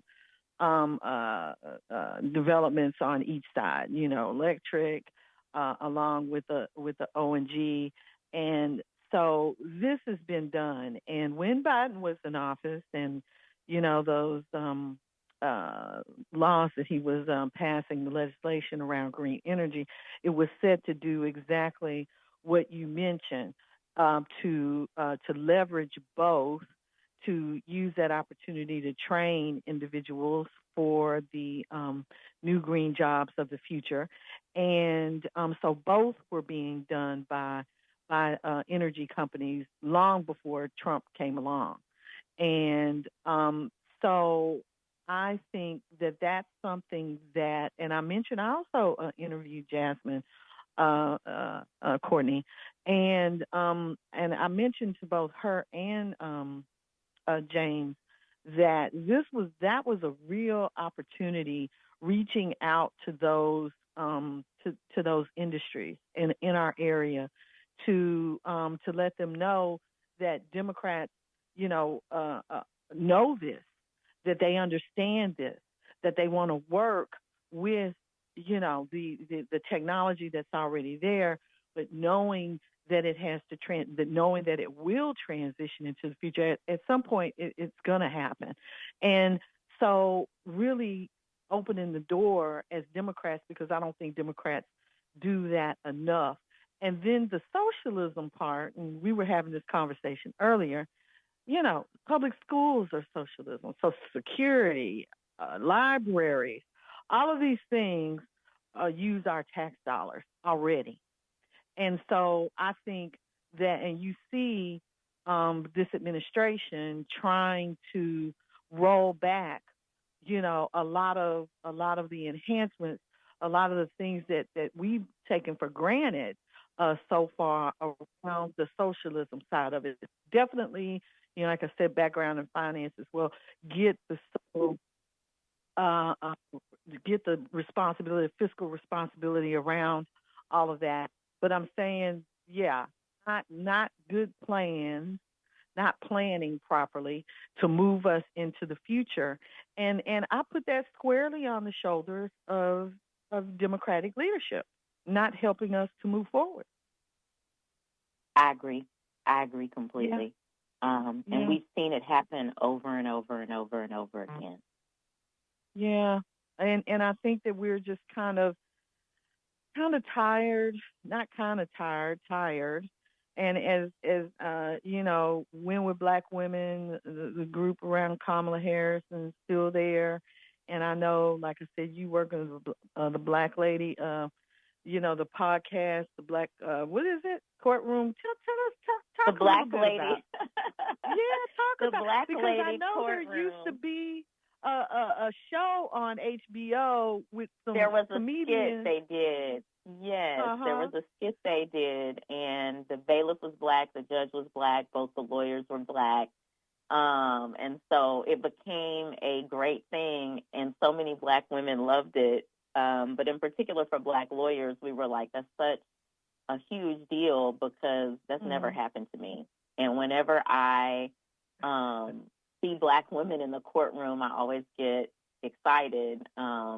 And I don't go to court anymore. But when I did, it would just be exciting even to have a Black female judge, which is why the judges we have in Harris County are such a blessing, because that didn't exist when I initially became a lawyer. Oh, boy. Well, 713-668-1230, 713-668-1230. For those of you that want to call in and talk to Courtney White, attorney here in Houston, Texas, and a lot of thoughts. I would say she's an advocate. Do you have any groups that you work with in the city? I do. Mm-hmm. So I'm an active member of the Alpha Kappa Omega chapter of Alpha Kappa Alpha Sorority Incorporated. I have worked with our basically our legislative and our advocacy arm within the sorority. I am active on my church board at Westbury United Methodist Church. I am also active with Survive Her. I'm on the board of a breast cancer nonprofit for one of my very good friends who is a triple negative breast cancer survivor. She got diagnosed in her late 30s. And so health, I care about very deeply. Policy, always promoting policy that's great for people. I've also been on the National Policy Board for the American Heart Association. I got on that board after my dad passed away with dementia and talked a lot about social determinants of health, what my mom and I experienced, even with me being a lawyer, my mom having advanced degrees, and still the way we had to fight to get information about my dad's health and to make sure that he was, getting the best, health care that he possibly could available at the time. And that is a really hard effort. And you can imagine the less resources that you have, it's even more difficult. And so I truly care about health care from a real place. I come from a family of educators. And so I obviously care about education. I'm a very big advocate of public schools. I'm a product of public schools and very thankful for it. And I honestly think that we are already within our community some of our biggest advocates, whether we have titles or not. Most Black people are taught to be active in their community because many of us are rooted within churches or grew up within churches within our communities. And even as we have grown, we are some way through various touch points, through sororities or fraternities, having attended an HBCU in Houston, although I attended a PWI for undergrad, I made sure, because I came from a family of graduates of TSU, it was highly suggested instead of me looking at Howard Law School that I needed to look at a law school that had always been available to me and was right in my own city. And I'm really, honestly, I tell people I'm thankful to God. I needed to go to Thurgood. I needed to have the professors I had. I needed to gain the community that I have and have people that believe that I could be the best lawyer that I could be. So a lot of my perspective, encouragement, was guided by those people there, and I'm forever grateful and thankful for the opportunity that I was able to attend Thurgood. So, okay, all right. We'll get Paris Eley in here in a minute. I know he has a question for you, and we have a caller. But I wanted to quickly ask you, because this is something else that in my research I picked up that you're an advocate for. You talked about dignity and reclaiming identity. What does true civic reentry look like for formerly incarcerated voters? And what do we get wrong when we talk about restoring their rights? So I think the biggest thing I learned, and I again thank Thurgood for this, is one of the directors of the clinical legal program. I did the criminal law legal clinic when I was in my 3L year of law school. And one of the things that we did is we became deputized to register voters, and we went to and sat outside the Criminal Justice Center in downtown Houston, and we registered formerly, they were convicted felons, but they were no longer on probation, and a lot of people weren't aware that they could vote. It was probably one of the most rewarding things that I've ever done. It's one of the reasons that I try to keep up my status as a deputized voter registrar, because people need to understand that if they're not on probation, they're not currently dealing with that once they re-enter into the world, they have the ability to vote. They have the ability to let their voice be heard. We know that many, especially if they're African American, individuals who went through the criminal justice system, we know that they tend to experience harsher sentences. I did a lot of talking about the Carmelo Anthony case. I did another live in particular with Congresswoman Crockett where we specifically focused on the facts of that case. And that case was an example of, many lawyers, we agree, yes, there likely needed to be a charge that was applied, but a murder charge and a sentence of that range for somebody who had never had any prior criminal convictions, who was by all means an ideal student, who did not have any issues at school, was at some level questionable. I am thankful for the new legal team, however, and I think what people need to realize is that when people re-enter society, we have to reculturate them into what they have the ability to have. A lot of people end up going back to jail because there are no jobs for them, there is no hope for them, and voting is becoming something that is not viewed the same way. We had generations that had to fight for their ability to vote. You tell a younger person that right now, they don't identify with that. In fact, many of the people who are studying, doing think tanks in D.C. on voters have said that argument, we've almost got to shift from that. What we have to really start talking about is what people have the ability to lose. And if you just gotten out of prison, to me, you already know what you have the ability to lose. And so wanting to empower people, I feel like voting is one of the ways to do that. And it has to be viewed in that way. Absolutely. Well, Paris, let's take the caller. And then I know you have a question. Yeah. Surrounding the yesterday's Supreme Court ruling. Sure. And you have a caller. As a matter of fact, you got a couple of callers here. So, caller, good morning and welcome to you. Lydia, what's going on? You know I was going to call. Hey, X, how are you? Hey, all right. And hello, my Divine Nine sister. Hello. Chap Apple side in the house. Yes. Spring '85. I'm an old head. Hey,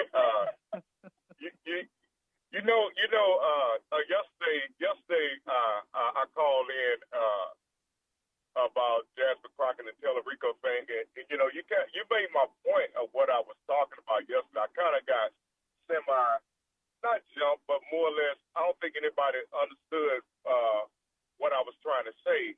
The thing is, the bottom line is that as Democrats and Democrat voters, we need to do everything we can to end this MAGA racist agenda that Trump has declared war on black people. And the thing is, what we have to do is we need to try to get enough Senate that are Democrats in the office that, number one, keep them from implementing all these racist bills that's passed, just like the one just passed, that was a total racist bill on getting Haitians out of there, which that was delivered for black people, and, serious, it's just only a few of them, but he's getting ready to deport 350,000 Haitian people out of the country. Right. And if that's not racist, nothing else. And the big picture, what I'm trying to say is that that's what we need to concentrate on. We need to concentrate on getting as many people in the Senate that they can not let them have this stuff, and also try to get as many as we can to try to get us behind impeached. And that's my main goal as far as why we do need to vote. And as far as Lydia, you said as far as reparation is concerned, as far as us, the only way we can get reparations as black people is that we got to vote for those people, enough people that's in there that's for it and can pass the bill to pass reparations for us. We can't. We're not gonna be able to get. And we need to find those candidates that are for reparations that we can get it done for. Okay. Because let's get them. Let's get a response. Yeah. Okay. All right. Okay. Thank you. All right. Bye. Thanks, Zach. Bye. Thank you for calling in. Bye. So, on yesterday, and Courtney, I'll give you some color around that. Okay. The thought was that, respectability politics and where Tallarico lines up now, and our communities not expecting for him to come when he comes to us to have these things in place that he's going to do that's a part of his platform. I know I looked at both platforms when Jasmine, when they were running the primaries, very similar. But I wanted him to come to us, like we were talking about earlier, insofar as courting black voters, and to discuss these things specifically with us. And so the thought yesterday was, you really can't appeal to, he needs to appeal to everyone. And I think, from my perspective, my opinion is, we need some stuff for us. We're always hearing that and hearing that, and that's always the thought. And it came forward that, nobody's really done that insofar as appealing to what black people want specifically. And I came back and said, no, Sheila Jackson Lee, there was a bill for reparations that I know she was behind. So I was hearkening back to that and saying, we want to hear from him. Is there a reason that we can't hear these things specifically from him because he's trying to court all these people that he thinks that won't go along with something like that. And that's fine. There's a way to explain different things, but I haven't heard that from him at all. So that was a conversation around that, and telling people to vote, not to not vote, but you got to leverage your vote is my thought. Absolutely. You can't run scared. It's like that's what has been happening. And it's like, okay, I know we only got 5 months left and all of this, but I want to push you to say something and do something that's letting us know that our needs are going to be addressed as well, Courtney. So yeah, if you want to speak to that, please do. So I think what I'm hearing is that we need to hear what his platform is, what his message is for us. And I think that's why people are very concerned about voting for him. I know that the only thing I've heard directly that he's mentioned is the following. I've heard that he has mentioned that he's going to have a plan for Black maternal health. We haven't seen it. Mm-hmm. But what I would have preferred for him to do is say something like the following, and you can share it with the team. I've told them I'm not sharing no more free ideas. But this one, I think, what I would have liked to hear from him is to say that Congresswoman Lauren Underwood, who's amazing, already has been working on the omnibus bill, which is really many bills in one. And that bill is addressing maternal health, really focusing on women of color, women who are, not financially advantaged, which ultimately would help all women. I want to make sure that I can be one of her biggest champions. She's already done amazing work. I want to have deep, in-depth conversations with her to make sure that we can get the work that she's already done passed. He could have started with that. Shown us that he's had a conversation with Lauren Underwood, who's a member of the Congressional Black Caucus. Even some of the things that he needs to do, he can just show he'd be a great ally. We do need to see what your plan is, but there are already people doing things that if you're in the Senate, you can be a champion of their work. We haven't even heard that.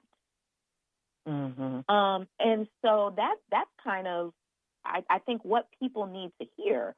What would the plan be? I mean, even when some of his issues got up and there was a lot of debate about his issues page, Congresswoman Crockett's issues page, the bottom line is you all picked him. And now that you are the nominee, what else are you pushing? Because I don't know. I truly don't. That plan was one thing that was mentioned, but like I said, there was nothing behind it. And he could have easily said, I want to specifically work, and I've called Congresswoman Lauren Underwood. I even did an interview with Congresswoman Lauren Underwood in Selma, Alabama, because I wanted to highlight her work. And it's kind of like you could have, if you were in any way following, and I know his campaign follows us. I'm not going to go into big detail about that. I will, people who follow us online know the full story. But he could have easily said, these are the people within the CBC I want to champion their work. These are the things that I particularly want to introduce. We haven't heard that from him. That's his work and his work alone, and that has nothing to do with the Congresswoman. That's what we need to hear from him. And so you hear the fear, and say, well, maybe not so much fear, but just the concern about having to vote for him because of the racism and all of the things that are going on with this current administration. And I think you can't be faint of heart. You have to be really strong when it comes to this, and just kind of wait it out to the end, and then go into that voting booth and do what you're going to do. I don't know.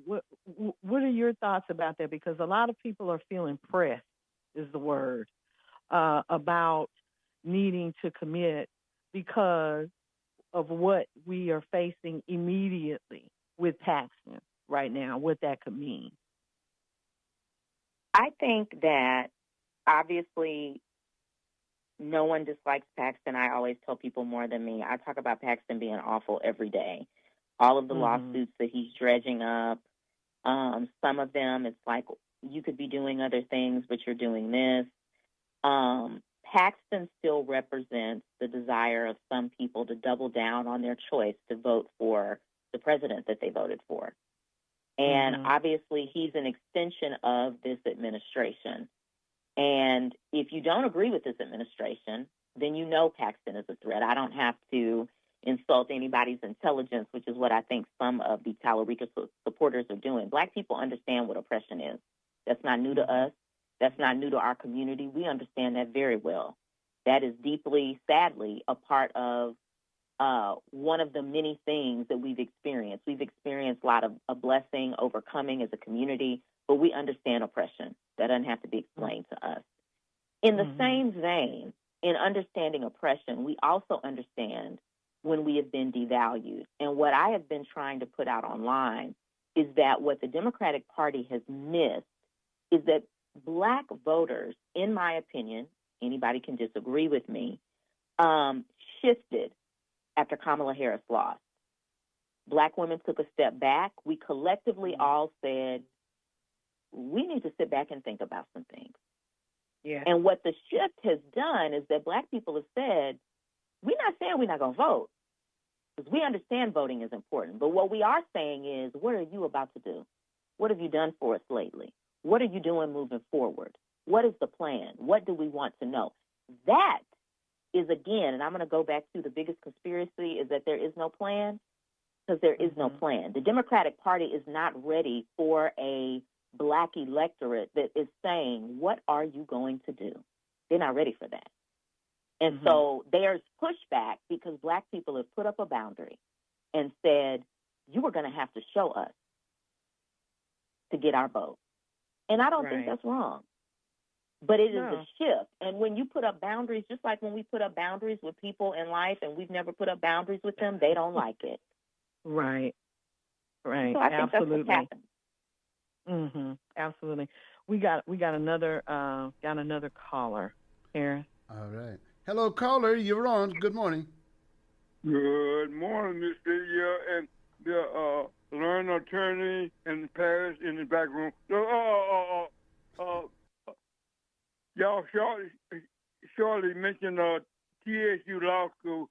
What are some of the other law schools in the area, and what is the connection with TSU and the University of Texas and the law school? And what I really want to ask Lydia, the elephant in the room is, what are y'all doing about getting our allies, the Hispanics, on board? Because we know that I want you, I need you, but I need you to want me too. Okay, Mr. Bobby Ray. Right, He's our Marine on deck. But Courtney, coalitions. We talk about coalitions and forming coalitions all the time. And what I've seen online has been a large Hispanic contingent that are a lot of Tallarico supporters that I think have been causing a lot of the dust up that I've seen. There's some that don't, but I've seen more that do. And what's happened to that coalition? And, why are we experiencing this between or with our communities, given the current administration's take on immigration and all of the things around there? What do you think about that, Courtney? So I think that, one, I don't know if there's a coalition. That's the biggest problem. I think there's actually fractures in the coalition, and the reason that I say that is people are even attributing what they believe Tallarico is not doing to Gina Hinojosa, who is running for Texas governor. What we do know is that Congresswoman Crockett actually did events with Gina Hinojosa. Gina is not the same person as Tallarico. Now, she is from the Austin area, so a lot of people don't know her, and that has got a lot of people concerned. But a lot of people are also still concerned and upset, again, based on the election and how many Hispanic voters voted for this administration, and that was against their own best interest. So I think to fix the coalition, we've got to figure out what is a common denominator. And that is really, when people talk about an elephant in the room, that is the elephant in the room. What is the common denominator? It used to be issues of affordability and shared oppression.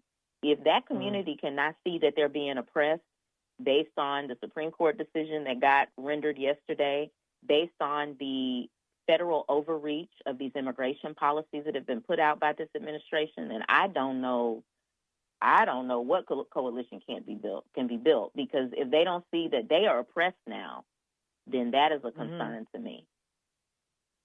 Yeah. And yeah, it's been a concern for me too. I don't get it. You know, I know that the basic, I guess, thought would be, okay, you're trying, or you feel like you want to assimilate into the majority community, so you're going to accept whatever the majority community, you know, hands down to you and just kind of roll with it. Everyone else, you know, you're going to kick to the curb, per se. I don't understand. Do you think that that's the reason why? Because I can't come up with any other thoughts other than that. Well, I think one of the other issues is going to come out, while some people recognize, okay, they voted against their best interest. For people in the Valley that voted for Talarico specifically targeted them, spent a lot of money. We heard he was running ads 24 hours a day down in the Valley, and he wasn't doing that with the Black community. So now what you're seeing online is you're seeing people say, well, he is, like, what do you want him to do for the Black community? But they have no idea. They still, it's like some people still are looking at and are saying that Black people are complaining, they are petty, that they don't understand politics, and it's still very divisive. And I feel like the person that could fix it and bring people together and provide commonality would be, one, the party, and two, Talarico, and we haven't seen it. Yeah. Okay. Well, let's see here. To, you know, Black Courtroom, tell us about your site. Explain to us what you're doing there, what you want people to take away from it when they visit your site. What is it that you're offering there that people can find a benefit? Talk a little bit about Courtroom Couture. So on my website, as well as on my social media pages, I really try to share more on social media than on the website. I try to share takes on popular cases, on current events. I talk about politics as well, but I also talk about things that I actually wear. I try to share a mix of things that are investment, great pieces to invest in. I share Black-owned companies that I support. There's a Black-owned lawyer that I love who has handbags. I share those. And I share other items, try to share sales. And on my website, I have a lot of my own legal journey, things that I've experienced, things that I've been through. And so it's another way for me to have self-expression and deal with stress and have something for myself outside of work. Okay. Well, I love it. Your website, you got beautiful pictures out there. You know, a lot of good information. And I also would be remiss if I didn't mention July McShay with the Youth and Campaign School, and that's how we actually connected. And I wanted to ask you, what does a real leadership pipeline look like to you, and who still isn't being invited into the room, you think? That's a good question. I think for me, I did the Texas Legislative Internship Program, which is a program you may be familiar with. It was started by former state senator, now Commissioner Rodney Ellis. I did that program in 2005 before I even went to law school, because I started law school in 2006. And that program honed the political science degree and minor in business that I have from Texas A&M, but really started getting me thinking about careers in politics, ways ways to stay connected in politics. And ultimately, he encouraged me because I was debating getting a master's, even though I always wanted to go to law school. And he's really a big part of the reason that I'm a lawyer again, and was at TSU. And so to me, part of the pipeline is having systems that see young people that are trying. Because I do still believe that there are young people that care about what is going on in the world, that want to make a positive impact, but they need a foot in the door.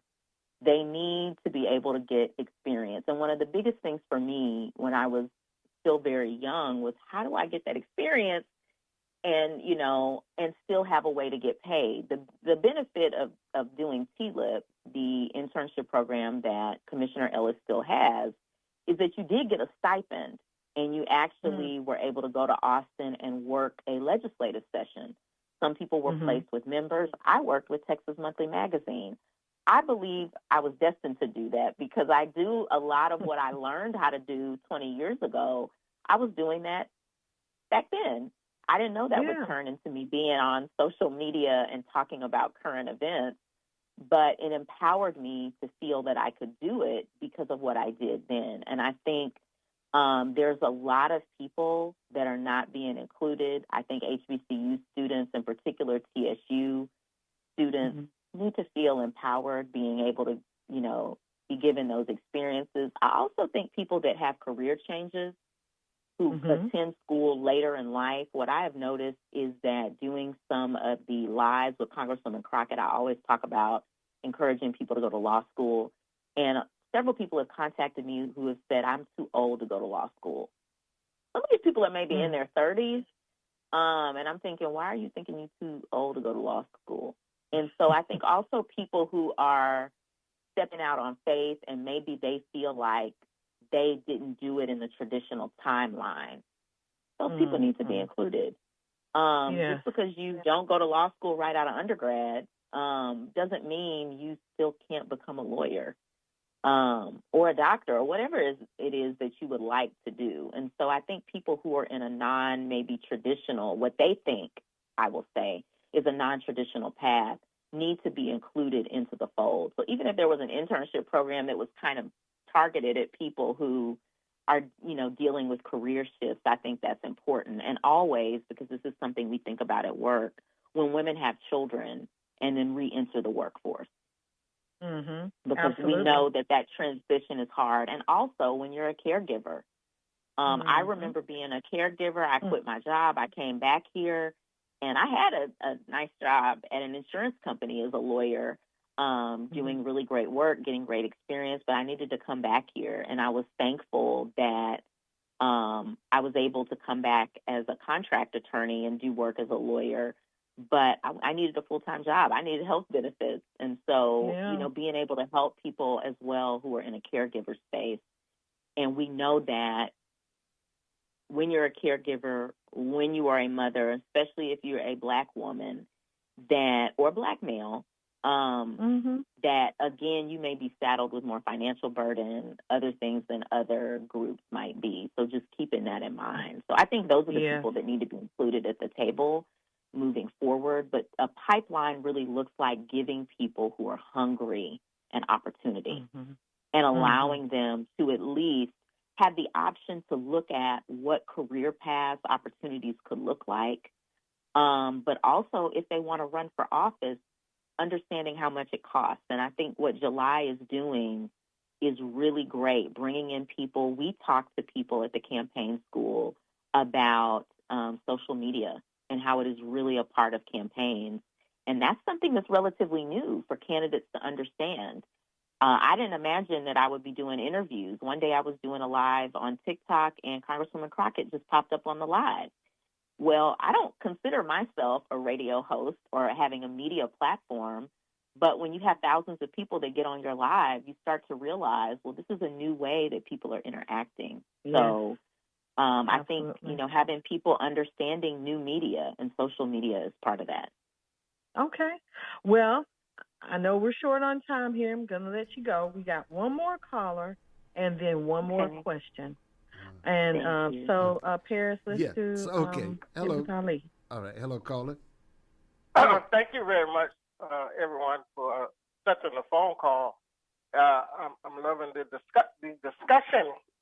I have an input when we say that we don't know if there's a coalition, or we don't know if the coalition exists or can it exist, and we don't know why if it can't exist. I know why. Because of the system of racism, white supremacy. That system seeks to confuse all non-white people. That's including Hispanics. So they'll take a Jasmine Crockett, who went to demonstrate at the detention center, who spoke out strongly against what they were doing to so-called Latinos, and then turn around and don't vote for her. That's total confusion. And just like they're confused, black people are confused. Indian people, Chinese people, so forth and so on. Totally confused by this system, by white people.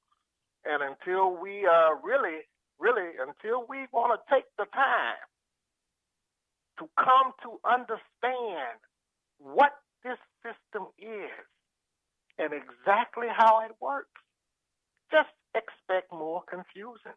Most of us, somewhere in the 99th percentile, I guarantee it, cannot tell you the definition of racism, white supremacy, and how it works in just a paragraph, and how it moves. I guarantee you we couldn't, because we don't give no time to that. We think it's politics or whatever we're talking about, this case, politics.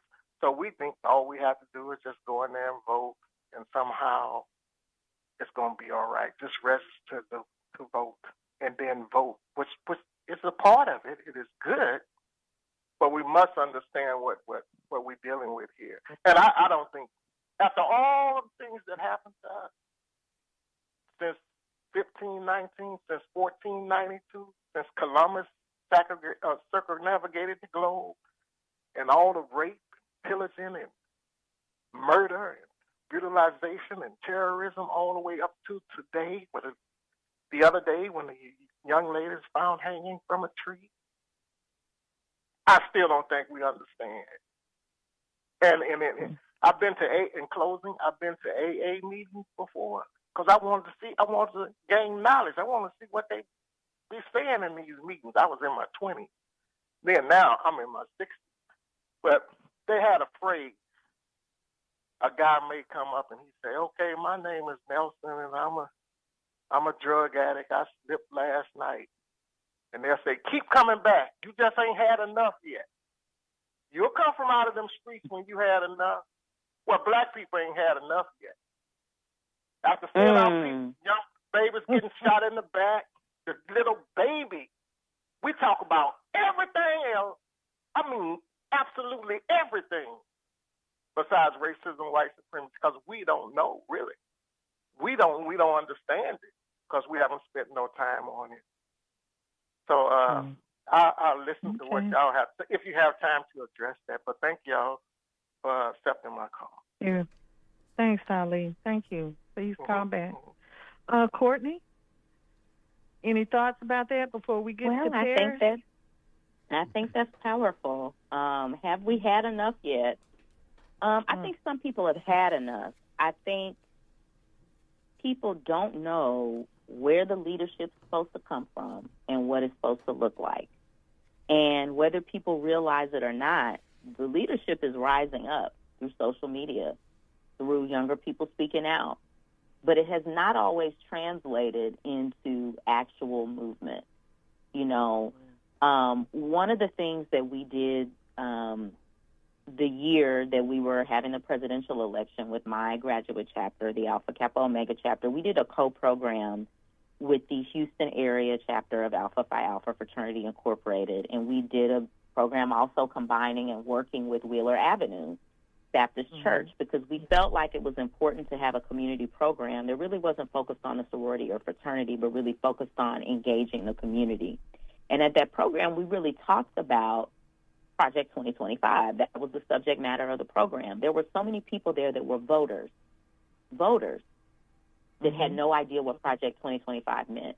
So even though the Democratic Party was talking about it, they addressed it at the National Convention. People did not know what Project 2025 is. And so I think a lot of education is key. But the reality is, when we're having these programs, when we're doing these things, people don't always come. Mm-hmm. And so social media has been able to bridge a lot of that gap, especially for young people. But one of the flip sides and issues and concerns of social media is misinformation. So anybody, because anybody can get on social media, that doesn't mean everybody's correct. That doesn't mean they know what they're talking about. And it sometimes takes time to filter through to figure out where to get accurate information. But I think we do have to have an effort. I also am encouraged by the fact that pastors have now figured out that some of their call is going to look a little bit different in this time period. We saw Jamal Bryant doing that with the boycott with Target. We're going to have to get engaged in a different way. It's wonderful to have an inspiring sermon, but we're going to have to figure out ways to engage people where they are. And we also know that a lot of young people, for varied reasons, are not in the church, and older people as well. So how are we going to get people? I know there's a lot of voter registration efforts that have moved to beauty shops, hair salons, having conversations in those arenas, meeting people where they are. We're going to have to get creative and initiate those conversations, because those conversations is where the transformation is going to happen. That's where the community organizing is going to happen. That is where we're going to get the ideas, because a lot of the changes are going to have to take place locally before we can ever attack the national change. Republicans have been on this effort to get what they wanted for decades, and they did it by focusing on state house races, which is why I think what Jasmine Crockett is doing, working down ballot, is so important. The fire they pack, worked on state. right. Yeah, they've got to work for state house races, because guess what? The people in the state houses draw the congressional line. That's not something that Congress does. That's done at the state level. And they have been working on winning state house seats for decades. Right. So a lot of the organizing is going to happen locally, and hopefully the movement will spread. Hopefully the education will spread. I'm doing what I can. I can't do everything. And many of us are doing what we can. July started the campaign school to increase the pipeline. I think people doing what they can locally is how we've got to start. Yeah, absolutely. Down ballot, school boards, all those things that come with that. Okay, Paris, your question about the Supreme Court. I wanted to get Courtney's take on that before she leaves us. That's what I want. You stated it perfectly. I'd like to have you first. I want to thank you for being here. It's always a joy. But do want to get your take on yesterday's ruling, and particularly the language of the exchange between Samuel Alito and Sotomayor, Judge Sotomayor, I think it was. What was your take about that tone in that ruling and the ruling itself, of course?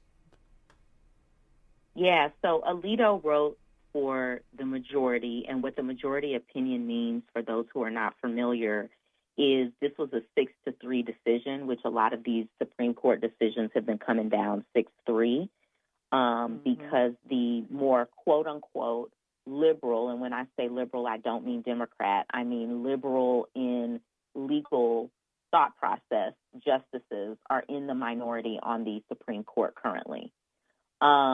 Alito tends to be on the side of conservatism, just like Clarence Thomas and others.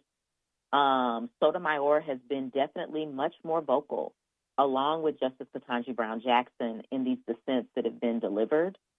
And Justice Kagan as well. I mean, many of them have had to step up for their opinion process, especially when they are in clearly the minority. And Sotomayor read her dissent, which is uncommon. And she warned, and I think there was an important message that she was giving, obviously because of her last name, her ethnicity, the way that she comes into the world. I think it was important for her to say that the ruling could lead to serious harm. For people that don't understand, asylum has been a way that many people could legally come to this country. And changing this so drastically is utterly inconceivable for many people and even immigration attorneys, because it has been something that we have allowed, and this administration is so against immigration, period, that they are putting strongholds on people. We've seen it at the border. Now we're seeing it in the decisions that the Supreme Court is delivering.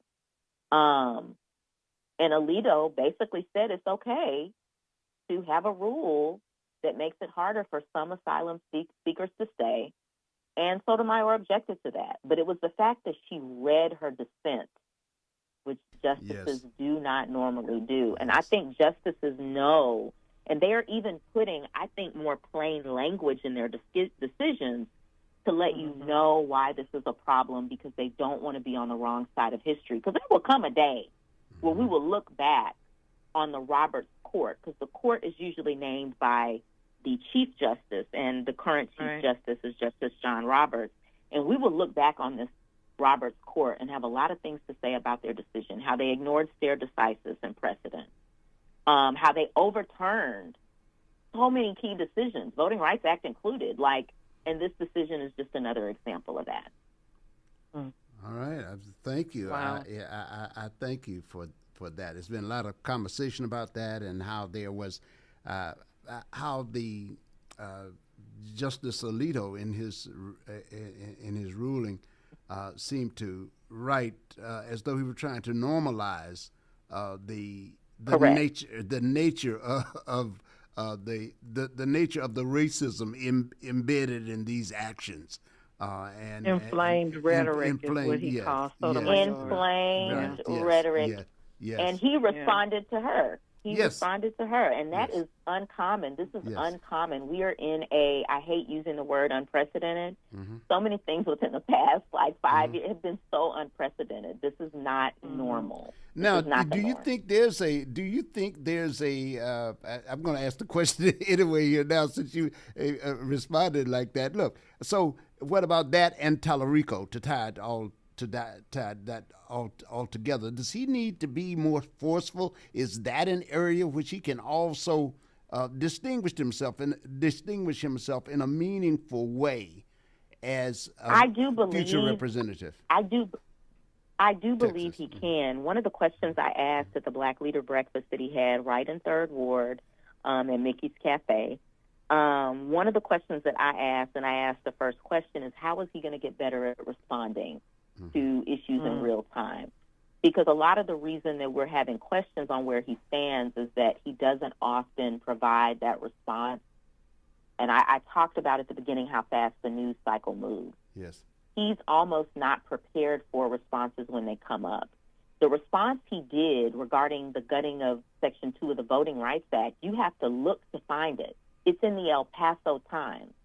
We live in the 4th largest city in America, and that wasn't in the Houston Chronicle, and somebody needs to wonder why. Why? That don't have anything to do with Jasmine Crockett. And that was a question I asked before he entered in the race, because the reason we asked that question is back in November, remember when SNAP benefits were getting cut off? Yes. Everybody was wondering, what do you have to say about that? Right. I mean, we need to know, if you want to be United States Senator, not state senator, United States Senator, and there are major issues happening in this administration, I do believe it's okay to say we need to hear from you. And I think you almost need to have a team that is prepared for these major issues as they're coming. Supreme Court decisions are never a shock. This is from the October term last year. We know about when those decisions are going to come down. They come down around the same time every single year. So being prepared, knowing they've got to respond to these cases they heard in the October term, that's normal. And I'm just not, that's a critique that I had, again, before Congresswoman Crockett entered the race. That doesn't have anything to do with her. She's got to be able to respond to things in real time and help voters understand, I'm going to be able to advocate for you. Because we don't see that, that's one of the reasons I don't feel comfortable Because I got to hear that response. Or you need to get some lawyers on your team, people on your team that can help with that. Yeah. His responses are often tepid. And like you say, when he does make responses to things, depending on what they are, you can hardly find them. And I don't know if that has anything to do with him or some other effort that's out there. But what did he say when you asked him that question at Mickey's? He said that, he usually does his best to be really thoughtful with responses, and he tries to make sure that he is really thinking about the impact of what he says. I get that, but I also get, like what I said, you've got to be prepared, because if you're a senator, you're a part of who ends up on the Supreme Court. That's a critical role for you. Even when he was in the debate with Crockett, one of the biggest critiques that I have is I wasn't sure how he was going to respond to packing the Supreme Court.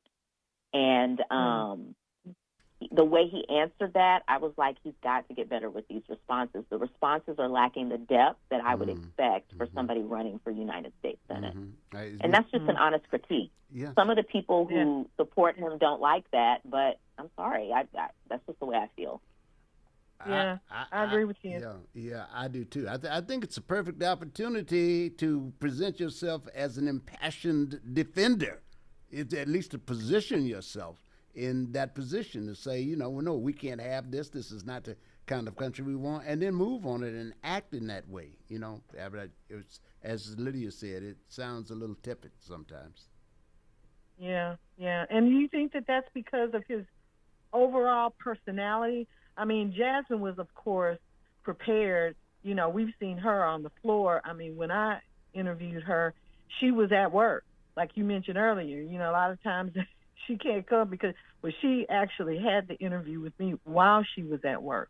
We've seen her make her points on the floors of Congress, which prepared her to make those points in the Senate. And we've seen how she will fight. Do you think that it's just his personality to do that? And how is that going to transition in the Senate when you have these forces that the Democratic Party is fighting against right now that are so outspoken and over the top? How is he going to poke through that? Poke through that commentary that they have there. I think he'll have an advantage because the Senate is more collegial, but he's going to have a learning curve.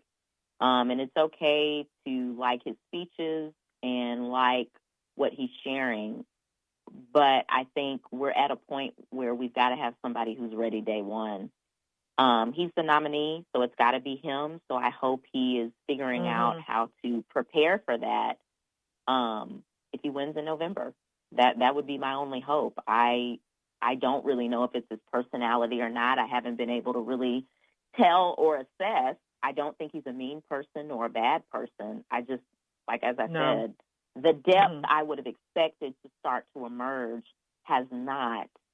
And that does give me pause and have me concerned because we are not in an environment where anybody can afford to be confused. Well, thank you so much, Tracy. Thank you so much, Courtney, for being here with us today. Apologize for that. Courtney White and Courthouse Couture is her site. Please visit it. Any other contact information you want to give out before we let you go? People can follow me on Facebook, Instagram, and, of course, TikTok at Courthouse Couture. One word. Courthouse spelled out and then Couture. Thank you all so much for having me. I enjoyed it. Oh, thank you. Thank you, Courtney. Look forward to it. Again, I'll be in touch. Thank you. Thank you so much. Have a wonderful day. All right.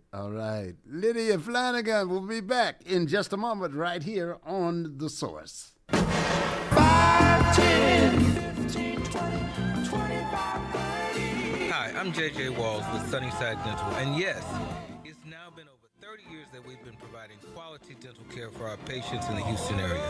It's now come to my attention that many of you that want to come to Sunnyside Dental have Medicare plans that we don't accept. Hold up. That has got to change. Sunnyside Dental is now accepting most Medicare dental plans. WellCare, Liberty, United Healthcare, Cigna, Kelsey Care Advantage, Amerigroup, Aetna, and many more. We're getting on board. Call Sunnyside Dental at 713-738-1999. If you have Medicare and would like to receive the personal touch provided by Sunnyside Dental, call us at 713-738-1999. We look forward to helping you achieve the smile that you can't wait to share with the world. Got Medicare dental benefits? Call Sunnyside Dental 713-738-1999. Ralph Cooper has covered the legends of HBCUs since 1969. Coaches Eddie Robinson, Jake Gaither, Marino Cassim.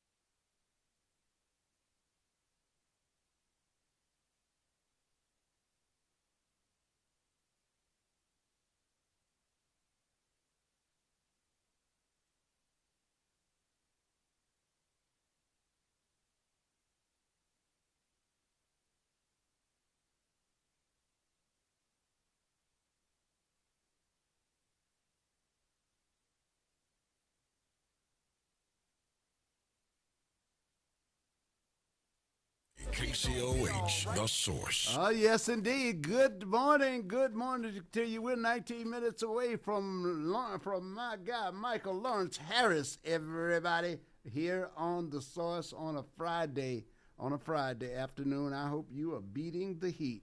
Okay, Lydia. Hello. Well, hello can you to hear you. Me, yes, ma'am. I certainly can. Okay, awesome. What were you talking about, the heat? I couldn't hear you. Oh, the heat. I was just saying I hope they're beating the heat. The heat is hot. That's the only thing you can say. Hot. Yeah, the heat is on. The heat is on. The heat is on. I can tell you that the heat is on. Yes, indeed. Oh, my goodness. Yes, indeed. I trust you're doing well. Well, that was, again, great guest, Courtney White. She's an attorney. She has Courtney White. Her website, Courtney White. She's an attorney. Courthouse Couture is her website, but you'll see a lot of stuff on there. It's not. It is about couture. Mm-hmm. It is about Black women and their how they show up in the legal arena, but others as well. And she's a voice, as you all heard. She is someone that has a lot of takes, a lot of input, and I have access to her. So I'm excited about that, and you have access to her. Mm-hmm. So, get in touch with her through the website. You can reach out. But the Black Lady Courtroom podcast is great. Mm-hmm. So if you haven't had a chance to listen to it, don't know about it, want to hear what Jasmine Crockett might be talking about, I know she's on there, I think, most of the time. Mm-hmm. But you can do that. You can hear straight from her mouth. And if you're spelling it right, Couture.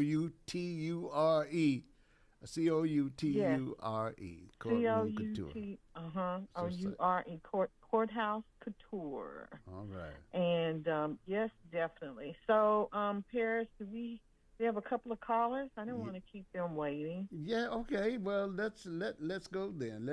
Unless do you it had then. something you wanted to talk about. No, absolutely not.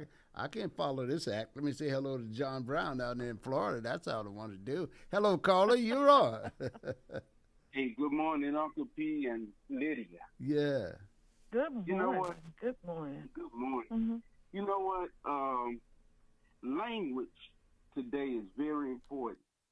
And us as Black people, man, we got to, especially the elders, we got to keep in the trend of where our young people are going. Since some of us love to say what our young people are not doing. But have you all noticed the language that the young people are not calling Black people not spending money with the Asian community? They're not calling it a boycott. You know what they're calling it? A transfer of wealth. This is how they're speaking now. So we need to understand that and say that too. Since we're trying to bridge the gap, right? Yes, absolutely.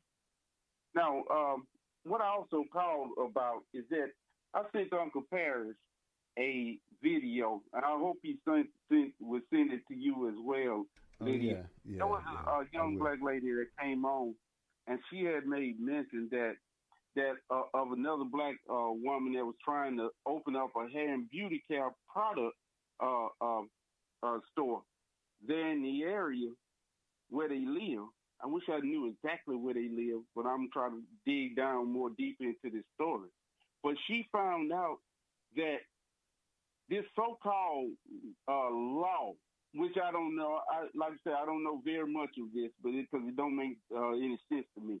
But she found out that she has to get the approval of other distributors in that area before she can go ahead and open up her shop. And since all of the distributors in that area have been, especially in that Black community, have been the Asian community, they've been denying her the ability to open up her shop and get product. Now, I'm not, like I said, Uncle Paris said, look, I thought this was supposed to be free enterprise in America. Since these people are open up in our community, dictating what we can open up and what we can't. It makes no sense to me. So since the unplugging of the dam of unscrupulous behavior by Mr. Rick Chow, now all these things are opening up, and you begin to see why is it that you can never seem to get over the hump of opening up black businesses. We already knew about redlining. I learned about it way back in the 80s before it hit the press up in the 90s, because Minister Abdul Alim Muhammad, or Minister Robert Muhammad at that time, he took us to a back room when he used to work for First City Bank back then. If y'all remember that, everybody older, y'all know that.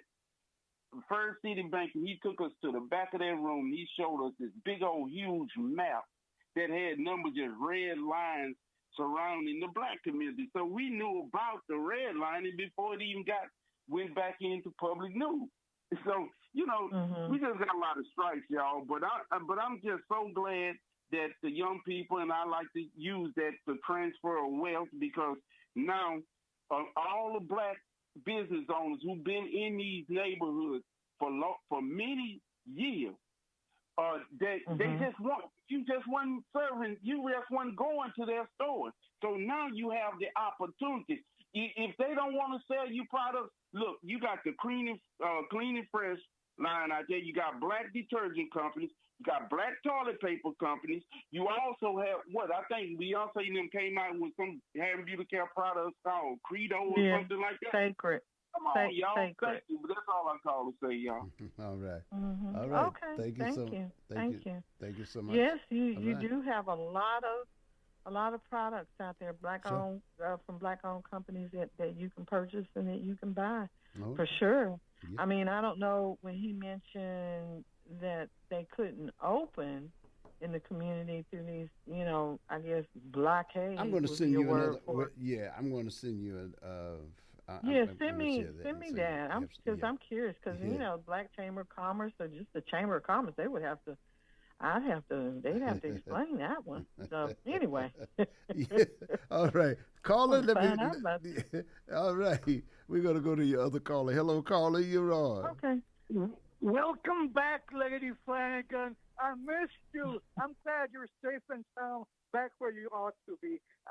And don't worry about Paris. I'll talk to that 80-year-old next week every day, by the way. He and I are cool. Look, 2 comments and a question for you, Lady Flanagan. First of all, my source, 2020 census, and the 2030 is still a few years. At that time, ladies and gentlemen, the black population, black African American, that's the U.S. says break it down, was 12%. And I'm talking population, not everybody votes. So out of those 12%, like almost everybody else, half of them are women and half men. So the population in 2020 in Texas for the black woman was about 6%, 6.5%, ladies and gentlemen. The other comment before I ask my question, look, as far as appeals and murder cases, and I'm speaking obviously of the Anthony case, it's hard to win on appeals. 80% approximately are not successful. It is very hard, but I wish them the best, the dream team, and I'll expound on these 2 facts next week, ladies and gentlemen. My question for you, Lady Flanagan, I assume, correct me if I'm wrong, you're not a vegan because you like gumbo. What's wrong with Philly cheesesteaks? You know I listen to you every word. Why? What happened? What did I have? I didn't have a Philly cheesesteak. I know. I heard you. Paris asked you that question. Oh, you said I'm not vegan. Okay. I'm not vegan because you like gumbo, but you won't eat Philly cheesesteak. What's wrong with Philly cheesesteak? And you know there is vegan gumbo, just by the way. But, yeah, that's what I said. You're not vegan. But I will. I don't know. I'm really particular about if I do eat meat, the you know, where'd the meat come from, you know, what cut is it, that kind of thing. I want your honest opinion. But you've had one before. You've had a Philly cheesesteak before, right? I hope. I have. No? Yes, I have. Okay. Many years ago. Great show, everybody. We made it till Friday. We were less close to solving everything, ladies and gentlemen. I'll be back on Monday. Have a good one, Lydia. Thank you, Texas Mike. Thank you. All right. So yeah, 6% of women. I don't know. Just voter turnout. I don't know what the point was in that. I think it's 14% of the population. I'm not sure. Mm-hmm. The numbers vary depending on what statistics and what database you're looking at. But not sure. I just know that more of us need to get out to vote, need to understand how important it is to vote. And it looks like more of our young people are engaged. And they are interacting, and they are going to the polls. They're going to the polls in New York for sure, and they went to the polls in the primary. Mm-hmm. I just think that they need, if they have something to be excited about, and someone to be excited about, and some issues to get excited about and rally around, and have people discussing them that are passionate about it, like Steve's is, and there are others like that. Courtney White, who was on today, the Democratic leader here in Houston who just got elected. Those individuals, Tracy Gibson.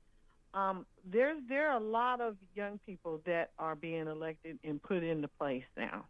And I think that we are in a time of transition, and I'm happy. I'm here for it. I'm happy to be here for it. As much as we say these people aren't interacting, I think they are. The caller talked about the transition of wealth. A lot of that has to do with just the population. The baby boomers, the silent generation, which is even older than them, but the baby boomers, there is a transition of wealth going on from them to Gen X and the millennials, and that's happening. Not so much, because the population is smaller with African Americans than others, but it's still happening in our communities as well. And we need to really connect. We have Miss Barbara Walker Green, who is an advisor, and she was on with me a few weeks ago. Folks like her that can help you set up your funds in your portfolio so that you can make that transition of wealth easier, make it smoother, make sure that your children, your grandchildren, your great-grandchildren are getting that money in this particular transition. So we're a part of that as well, and I'm really excited about, again, Paris, what's going on in the community now. I do have a couple of PSAs. One of them, and I should have shared this at the beginning of the show, but the Urban League is hosting a Circle of Trust, Equity, and Impact Forum, and it's tomorrow from 2 to 4 p.m. It's going to be held at the Health Museum at 1515 Herman Drive in Houston. The event brings together policy leaders, health experts, parents, and advocates for a deep conversation on equity, access, and the systems shaping health outcomes across Texas. And the forum will be moderated by Felicia Jackson. She's the manager of family support services at the Urban League. And it will feature Senator Molly Cook, Dr. Lynn Cowell of Every Texan, and Heidi Hagan McPherson of the UT Health Houston's Office for Health Equity.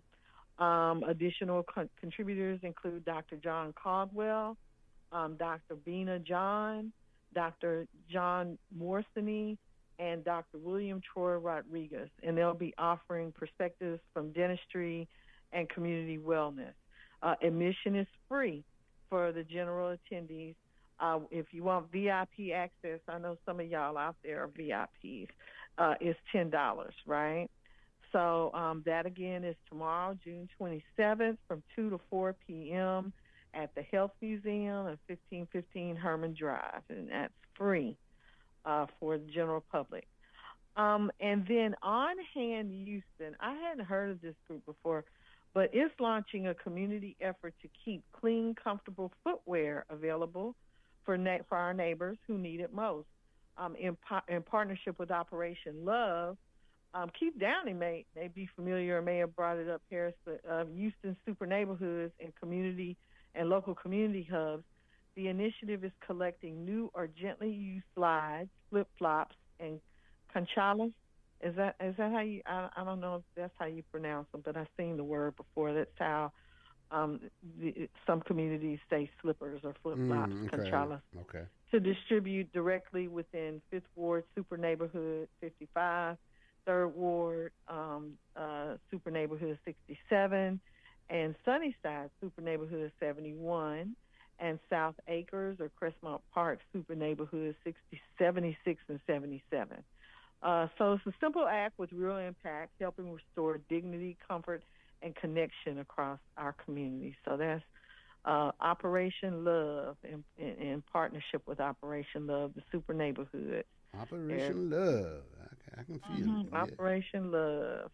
So that's going on out there. And have you noticed, Harris, the gas prices are going down? They say gas prices are dropping by 70%. Dropping by 70%. In some areas, you know, and in some areas by the barrel. I don't know. Yeah, by the barrel. But what it looks like is certain places, it's still above what it was a year ago, by as much as $1. But those will be coming down. Those will be coming down too. But the question for this.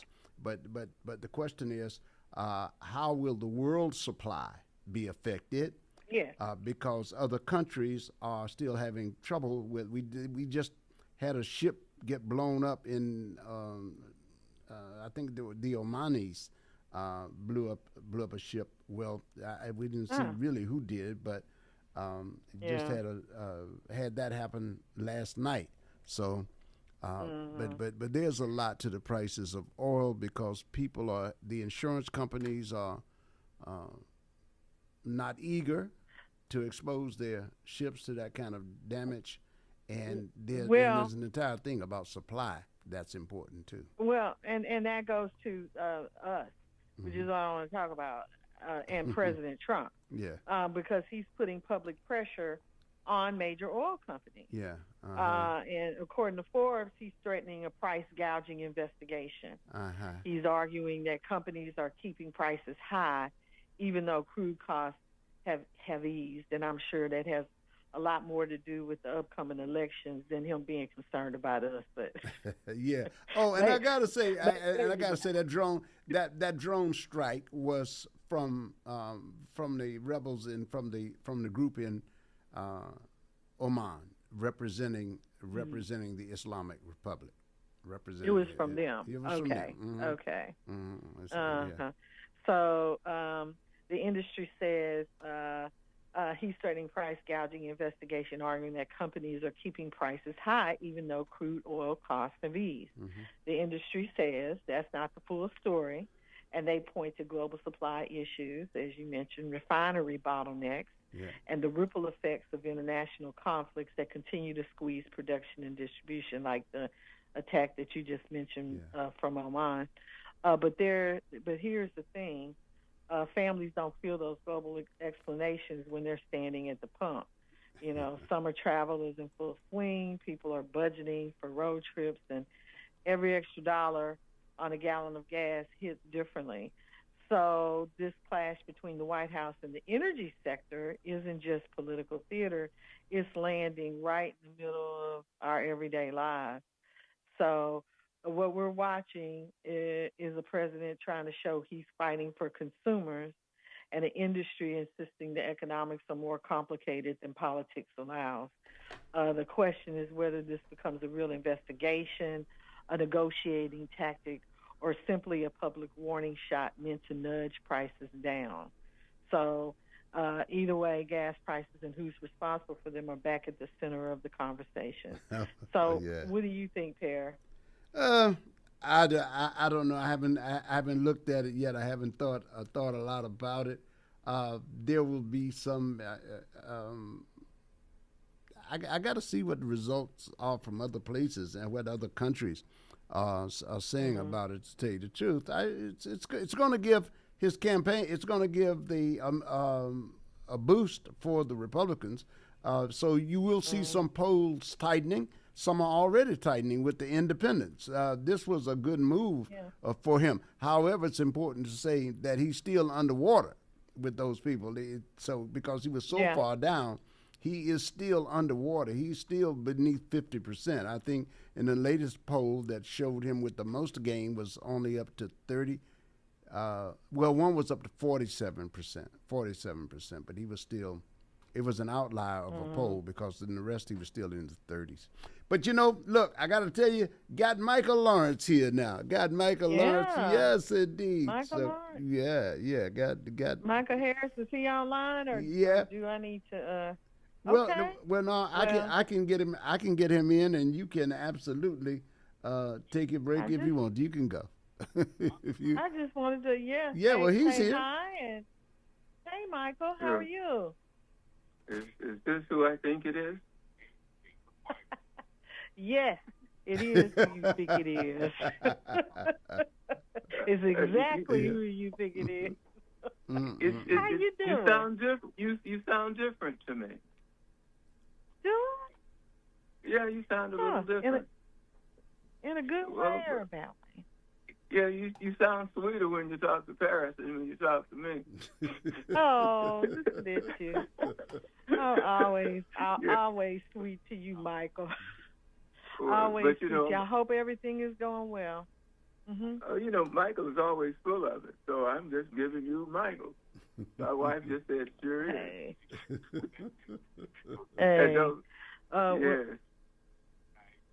It sounds like you're feeling better. Oh, yeah, they're letting me out today. Free at last, thank God Almighty. I am free at last. All right. Good. Okay. Good. All right, Michael. Thank you. Talk to you later. All right. Tell me something good before you go, Lydia. I'm sorry. Give me something. She's gone. She's gone. She's gone? Yeah, she's gone. Yeah. She's running from the devil. Huh? Nah. You know how it is. Yeah, I know how it is. All right. Well, what's going on in your world? I'm up here getting ready to leave the hospital in a little bit. I know you didn't know I was hospitalized. I keep those things on the down low now. I don't fault you. I do. I do understand that. So let me fill you in on some things that are going on out there and catch up on some of the things that are going on in the world since 8 or 9 o'clock this morning, and see what you'd like to choose from. How about that, Mike? We'll do that. Reminding everybody that we are the source. We are here with Michael Lawrence Harris. It's June 6th. We've got some things we're going to fill you in on. One of the things is this. The President, Donald Trump, is going to present his World Cup trophy today. On July 19th. We'll get that out of the way. and get back to the audience on July 19th. Now, the Supreme Court's conservative majority handed President Trump 2 significant victories on immigration yesterday. Were you aware of those? He's clearing the way for the administration to move forward with policies that will affect probably 1 million people or more, Michael. from. I'm very aware of it, and I'm very ashamed of the United States of America's leadership right now. Yeah. We are going backwards rather than going forward. Yeah. We are supposed to be one nation under God, indivisible, with liberty and justice for all. They are now trying to say that not only if you're an ethnic minority, if you are of a certain religion, if you don't have a certain mindset, there is a reason to exclude you. And they are moving back toward, I guess the closest thing I can think of calling it other than just outright racism is Nazism, a neo-Nazism, where you have to believe what I believe, think like I think, look like I do, and do what I say, or we'll find ways of excluding you from our society today. And that's not that one nation under God, with liberty and justice for all. It is seemingly liberty and justice for those who think like I do. And, when they say I mean with their racist, bigoted, how would you define someone who wants to control every, dictatorial? I think they're trying to head towards some sort of American dictatorship or something. It's really kind of, it's concerning. It's almost scary what these people are willing to do in order to run other people's lives. Yeah, even the justices had an unusual clash on the bench, and we were talking about that with Lydia, and her guest just a few minutes ago, Miss Courtney White. We're talking about the decorum of the bench was disturbed yesterday when this ruling came about because of the way it was presented. And the way and the response to it. When I say the way it was presented, Justice Alito was the author in the case, and he laid out, he used very pointed language in there to say that he didn't question, he saw no racism in the ruling, despite the fact that in the ruling itself, it mentioned some of the covert things that did smack of racism, and he was able to find that it did not. Despite the result, this didn't appear to be a racist bill. But Justice. Oh, you know what? Now you know that's just a whole bunch of crap. Yeah. But she called him on it, right? Listen, she called him on it. Justice Sotomayor, Sonia Sotomayor, in her dissent, she called him on it. She did something. This is where she broke from precedent. She read from the bench her response, which was. And she read it aloud. The justices only read dissents normally in cases, and they are few, to emphasize their strong disagreements. She warned that people will die, calling the decision illogical, as well as the courtroom audience listened in. Now, Judge Alito, who wrote the opinion, they're describing him as leaning back, propping his hands on his chin and looking up at the ceiling, which was meant to express his own dissatisfaction. And after Sotomayor concluded her dissent, Alito responded tersely that he would have included more in his original remarks if he had known that the liberal justice would read the minority opinion in full. He noted that the immigration powers in question had been used under two administrations and described the asylum policy as orderly and humane. The clapback is exceedingly rare. Normally, the court would immediately move on to the next decision after she finished reading, but there was more to be said about it. So Well, we have to talk about those things where people are letting their true colors be shown. Mm-hmm. And if you want us to see them, well, acknowledge them. Heck, if you slapped me, am I supposed to act like you didn't slap me for the sake of decorum? I don't think so. Yeah, yeah. Well, and she wasn't having it. she wasn't having it, and I'll see if I can get to that language for you too, because when you hear it, it does put into context what she and a lot of other lawyers were saying, particularly civil rights lawyers who were talking about the language that was used in the court. They were saying that in contradiction to the actual reading of the statute, this was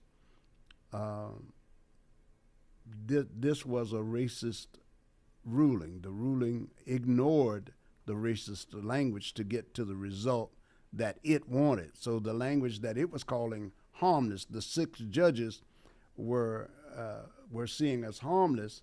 They actually, the 3 other judges said, you're ignoring the truth of what is written here. You're calling a thing racist, but then saying that you're saying that the language wasn't racist. That's more like what they found in this. That's what they were talking about in this argument, you know. Oh, they said separate but equal wasn't racist. Yeah, right. And it's been separate, but it has never been equal. Yeah, that's what the courts found. Remember? Yeah. If it's separate, it's automatically unequal. Yeah. And Mr. Trump has done, and his minions, well, not necessarily his minions, because he's someone's minion.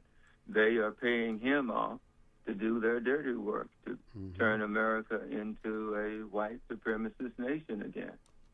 And they're doing a pretty good job of it.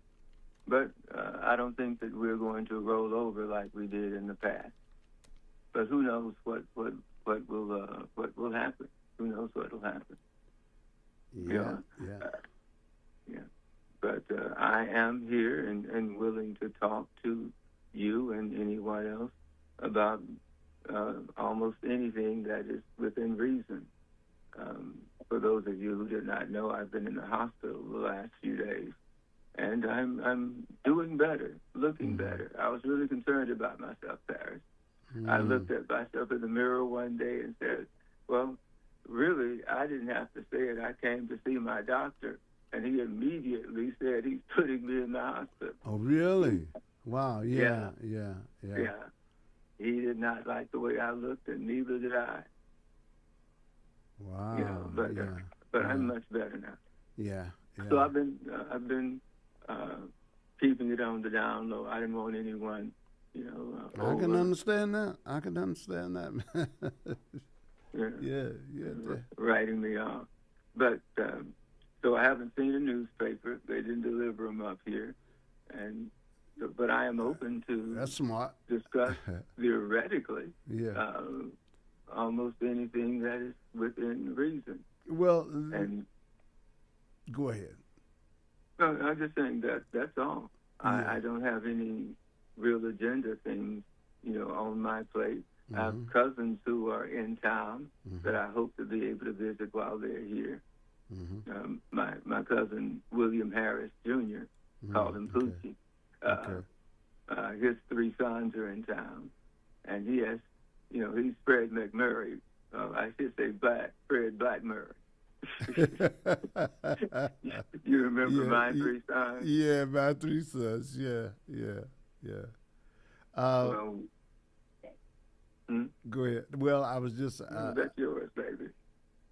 My wife just mistaked one of her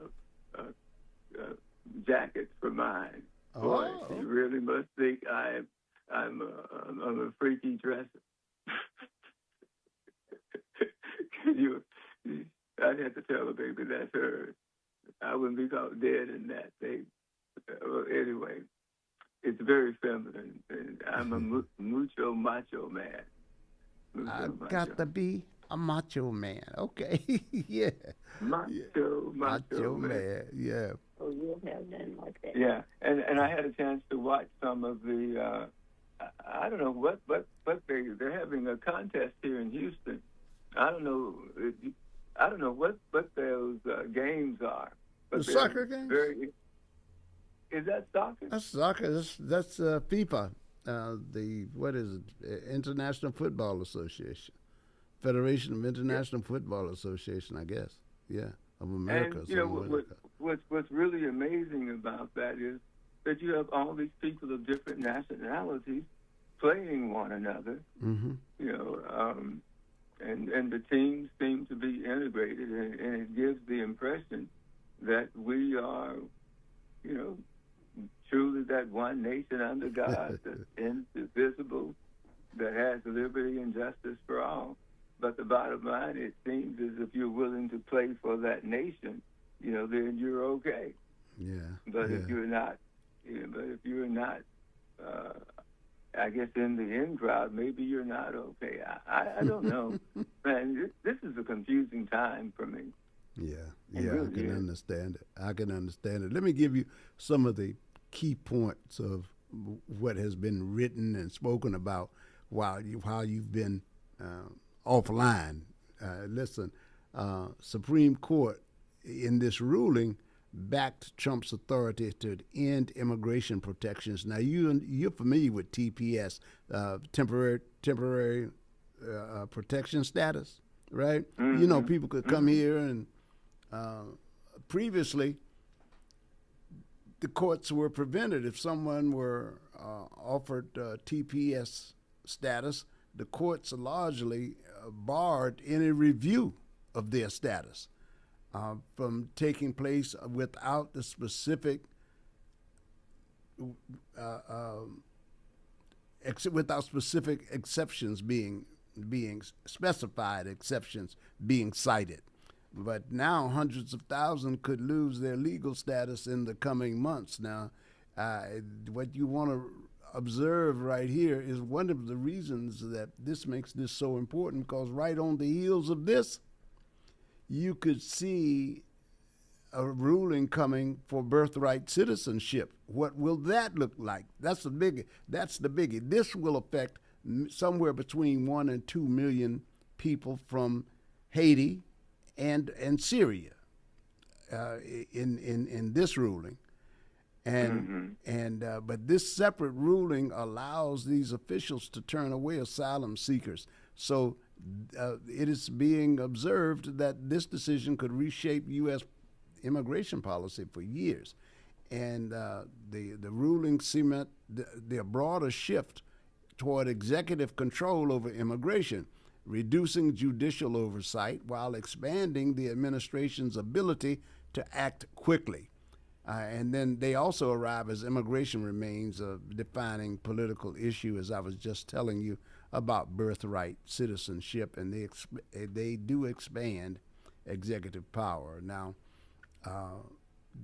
when I was talking about the dissension, the immediate impact falls most heavily on roughly 350,000 Haitians and about 6,000 Syrians whose protections were directly at issue in the case.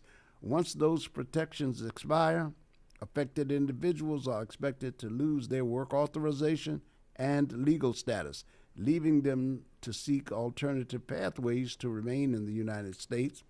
And if they don't find that, Michael, they're going to face removal.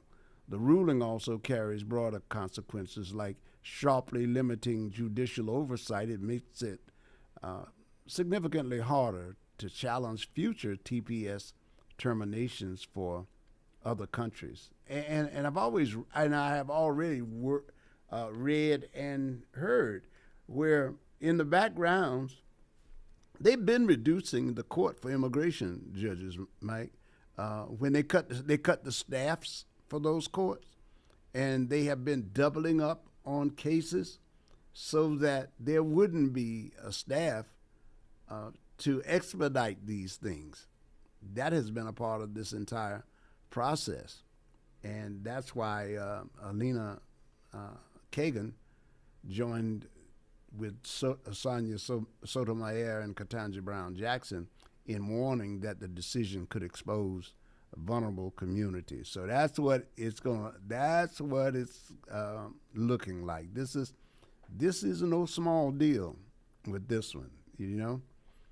And, no, yeah, it's not.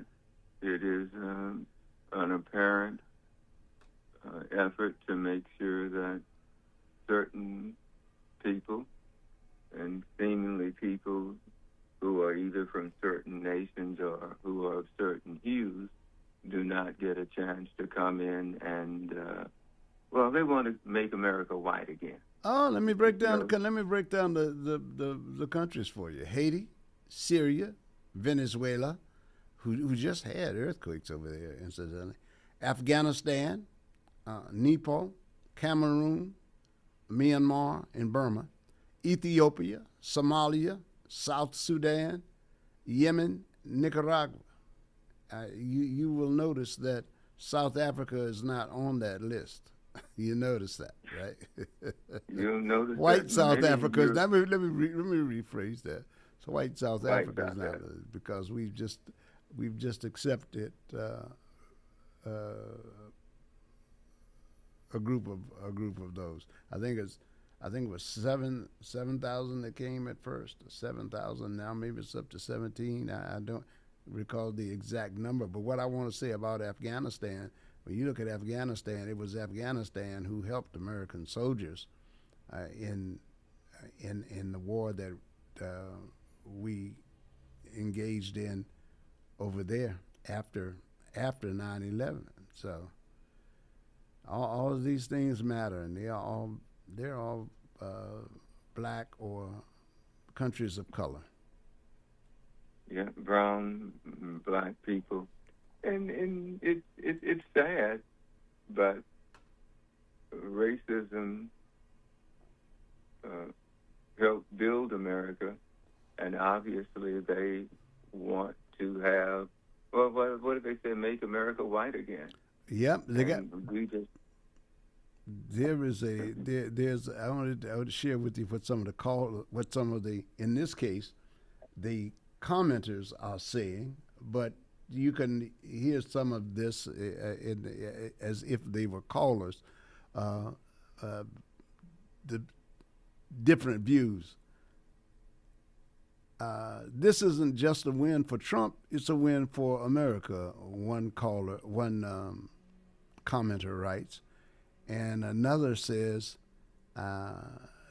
these migrants are caring for our elderly, picking our crops, cleaning our hotel rooms, staffing our golf courses in Florida, New Jersey, and the rest of the nation. Great luck replacing all those doing the jobs that Americans want. The MAGA agenda is cruelty with no consideration for the consequences. And so some have said these allowances were meant to be temporary. Allowing someone to live here because of a hurricane in the 1990s has expired. In the Democratic world, if you set foot in the U.S., he's speaking about the Democrats as a party here, capital D. If you, in their world, if you set foot in the U.S., even though it is a visa or a temporary program or sneaking across the border, you can stay. And they say that's wrong. Yeah. Okay, so that's just want to give you a balance. I don't know what the number is. But the thing about it is, why should we have to sneak? Why should people of color have to sneak in this country when people who are considered white seem to have unlimited rights to come? Why? Are people with darker skin or different shades less than because they're not white? Are classified as white? Are they less human? Are they less deserving? So what is our leadership saying to all the people that God only created one group of people that deserve to be human beings, what they're saying? Well, let's get an answer. Let's get an answer, Mike, from one of our callers here. Let's see if we got. Mike, you there? I'm here. Okay. But that's the question. That really no, it's a very good question. It's a very good question, and you can find part of the answer, I think, in the caller. Call back, please. 713-668-1230. You're on with Michael Lawrence Harris this afternoon, ladies and gentlemen. I have the honor. And Elijah. Elijah, I have the honor of producing for you, being here to ride along with Michael Harris. But look, check it out. What I think is this: you can see the intent in the language, right? President Obama deported more people, I think, at first than any other president had, even including Trump's first term. But it was less an emphasis on the nationality of the people, the description of the people. Trump talks about S-hole countries. I mean, that's so, and that you see that reflected on the list. Then he has made his thinking about those countries very clear. Here's that caller that we dropped. Hello, caller, you're on. Mr. Eley and Mr. Harris, what's up, men? What's happening to you, man? What's going on? I'm out here trying to run about, right? Have a cup of coffee. Mike, how you feel? You doing okay today? I'm okay. You're okay? Yeah. I'm working in the 90th percentile. But listen, I'm thinking about this idea of whether or not people are redeemable, right? And I used to have a barber from Mississippi. Two of the smartest men I ever met were from Mississippi, right? Mm-hmm. And he was always talking about Job and how he was tested.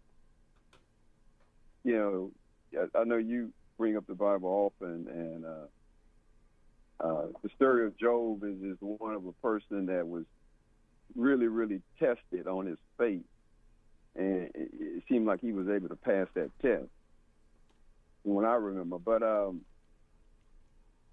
trying to put these two ideas together when it comes to a person like Donald Trump. And when a lot of guys get falsely accused, and I think you might be familiar with that, or they could be rightfully accused, right? But in the case of Donald Trump, it seems like,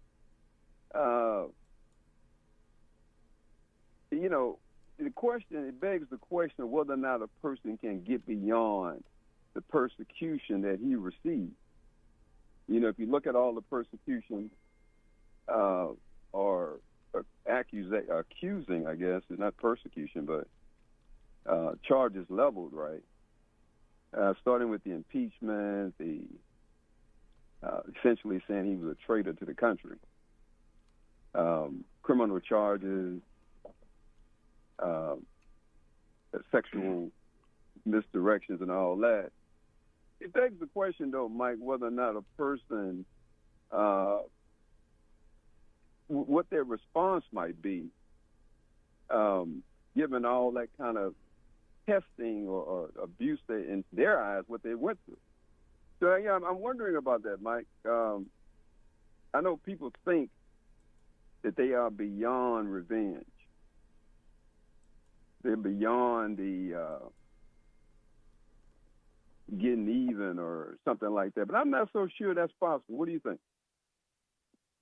Well, I can't. Each independent human being, each soul, is under that person's control. Jesus saves, but he cannot save those who don't want to be saved. You have to want to be.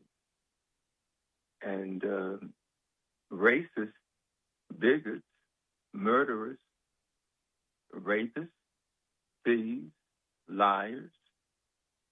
They choose to be who they are. They make decisions. And this nation made the decision to enslave black people.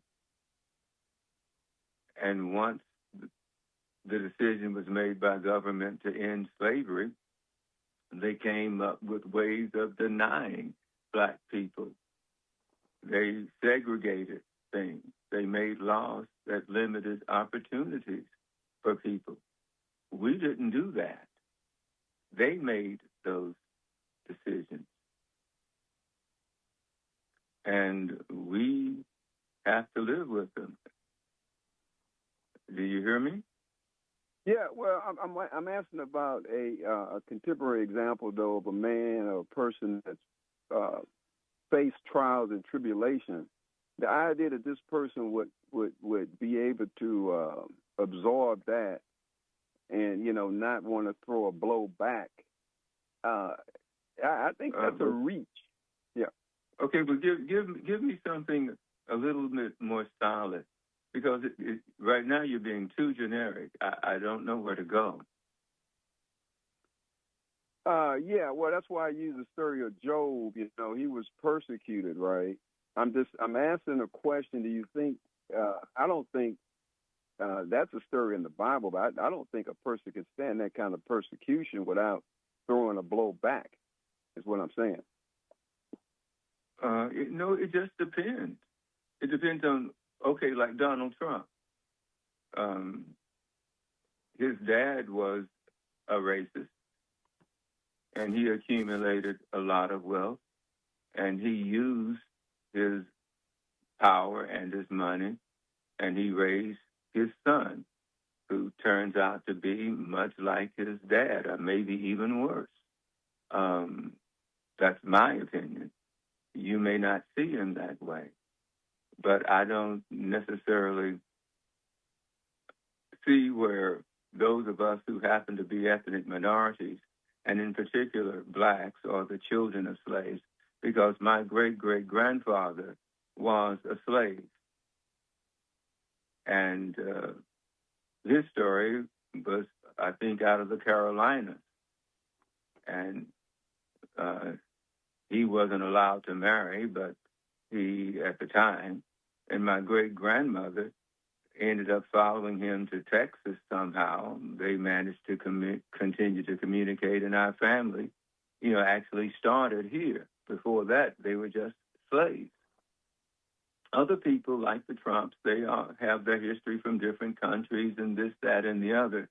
But most black Americans come from a history of slavery. And so we have history that has shown us that there is not liberty and justice for all. And so our opinions may be different from yours. I don't know where your people came from, but mine came from rabid slavery. Mm-hmm. And we were people's property. I grew up in the country. We found Negroes hung. We found Negroes in ponds, drowned. Houses were burned. These are things that we grew up around. And so it is not imaginary. This is the America that many of us grew up in. And no matter what you want to, I guess you could say, hypothesize. Is it no, not what's the word? Not hypothesize. Well, think. Yeah, my wife said, whatever you want to think. For some of us, it is the reality. Liege Daniels, my Uncle Leo's first cousin, if you saw that book, and I have copies of it, about lynching in America, you will see this man hanging from a tree in the center of Shelby County, Center, Texas, in the 20s or 30s. I don't have my book with me now. So that is a reality for me. Mm-hmm. I don't have any illusions about the history of America. That's why I say that Donald Trump is not an anomaly to me. People keep pretending like he is, but he is he's nothing. He is red, white, and blue. But so I was just trying to get. He is a racist. He is a flat out racist. Always has been. He is a racist. Yeah, but your description of the country aligns with that. So that's why I say that there is no misalignment to me. Okay, but my question was more of whether, you said we got a history, the country has a history of something. We also have a history of nonviolence. But some people don't have that history, though. So when they represent that, people find that unusual, they would want revenge. Tell me where America has been nonviolent. I'd love to I said we, black folks. Black folks. Oh. Yeah, black folks. Yeah, black folks. But the other folks don't have that history. And so, Donald Trump, like I said, he's a standard person to me. There's nothing unusual about him. Really? No, not to me. Well, I know a lot of good white folks, too. You never talk about them, but look here, man. I'll let you go, Mike. Somebody else might have some comments. But I do talk about them.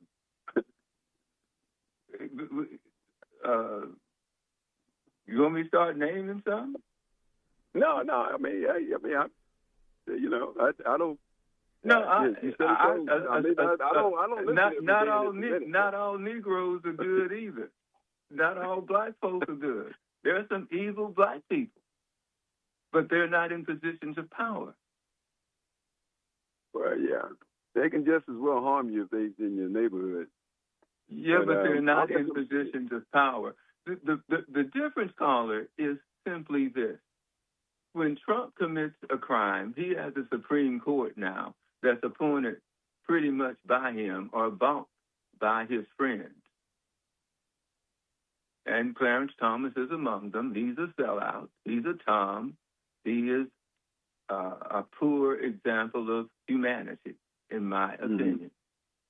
And there are several Negroes like him around the world in this country who will do anything for their selfish needs and not for the needs of the overall people.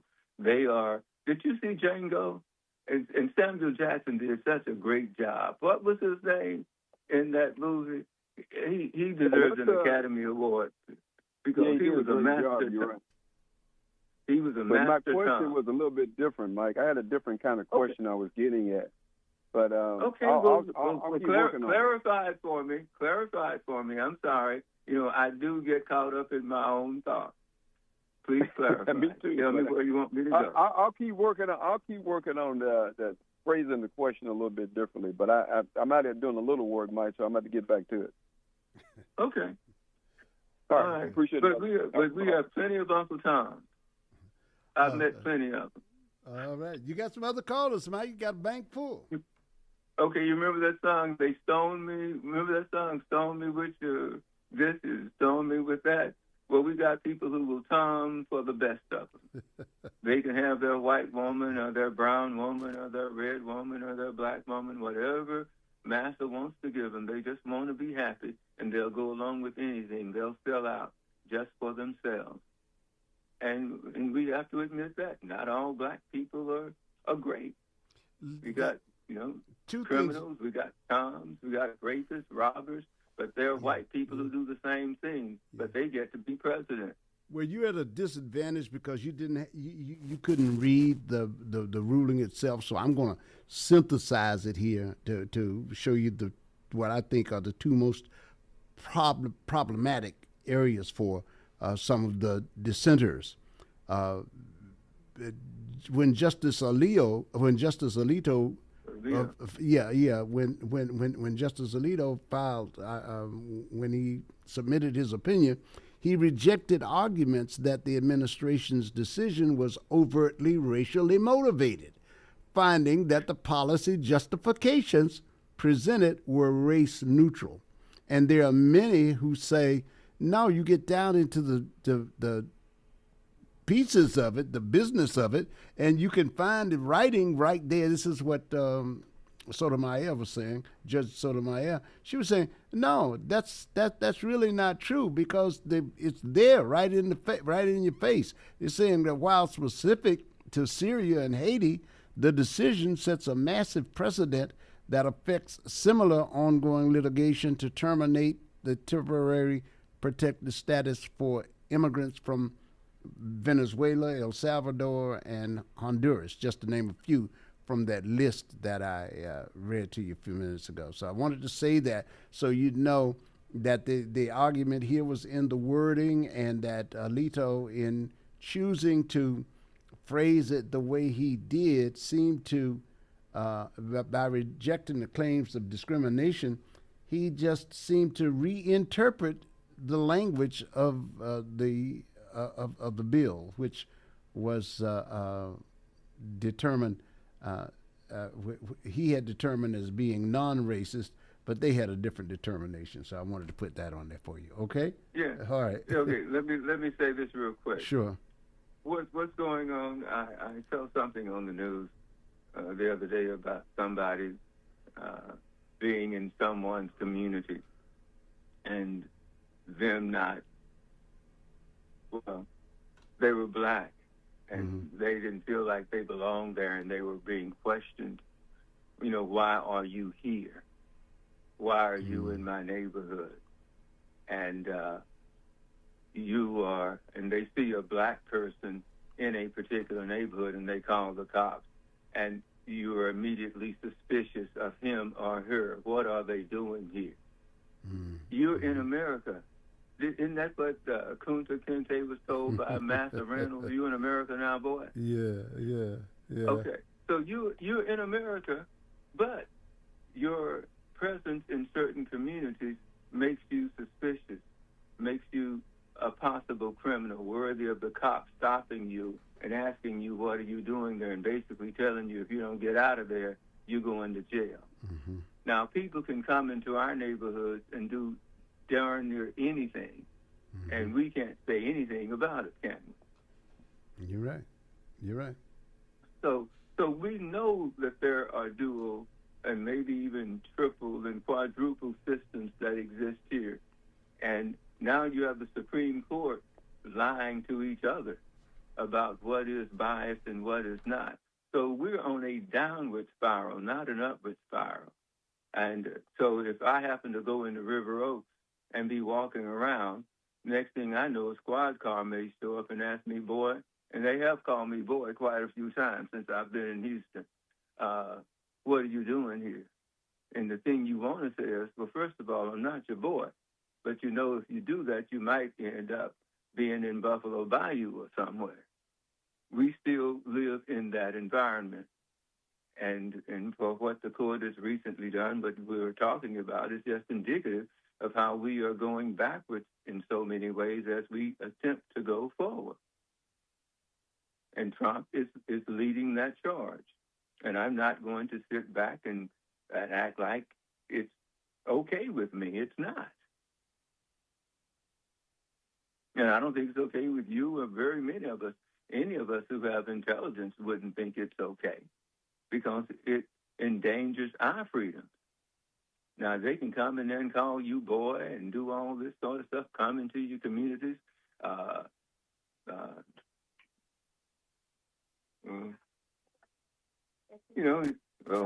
thought that was somebody else coming in. It's my precious pumpkin, little pumpkin. But anyway, we just have a lot. Michael. What?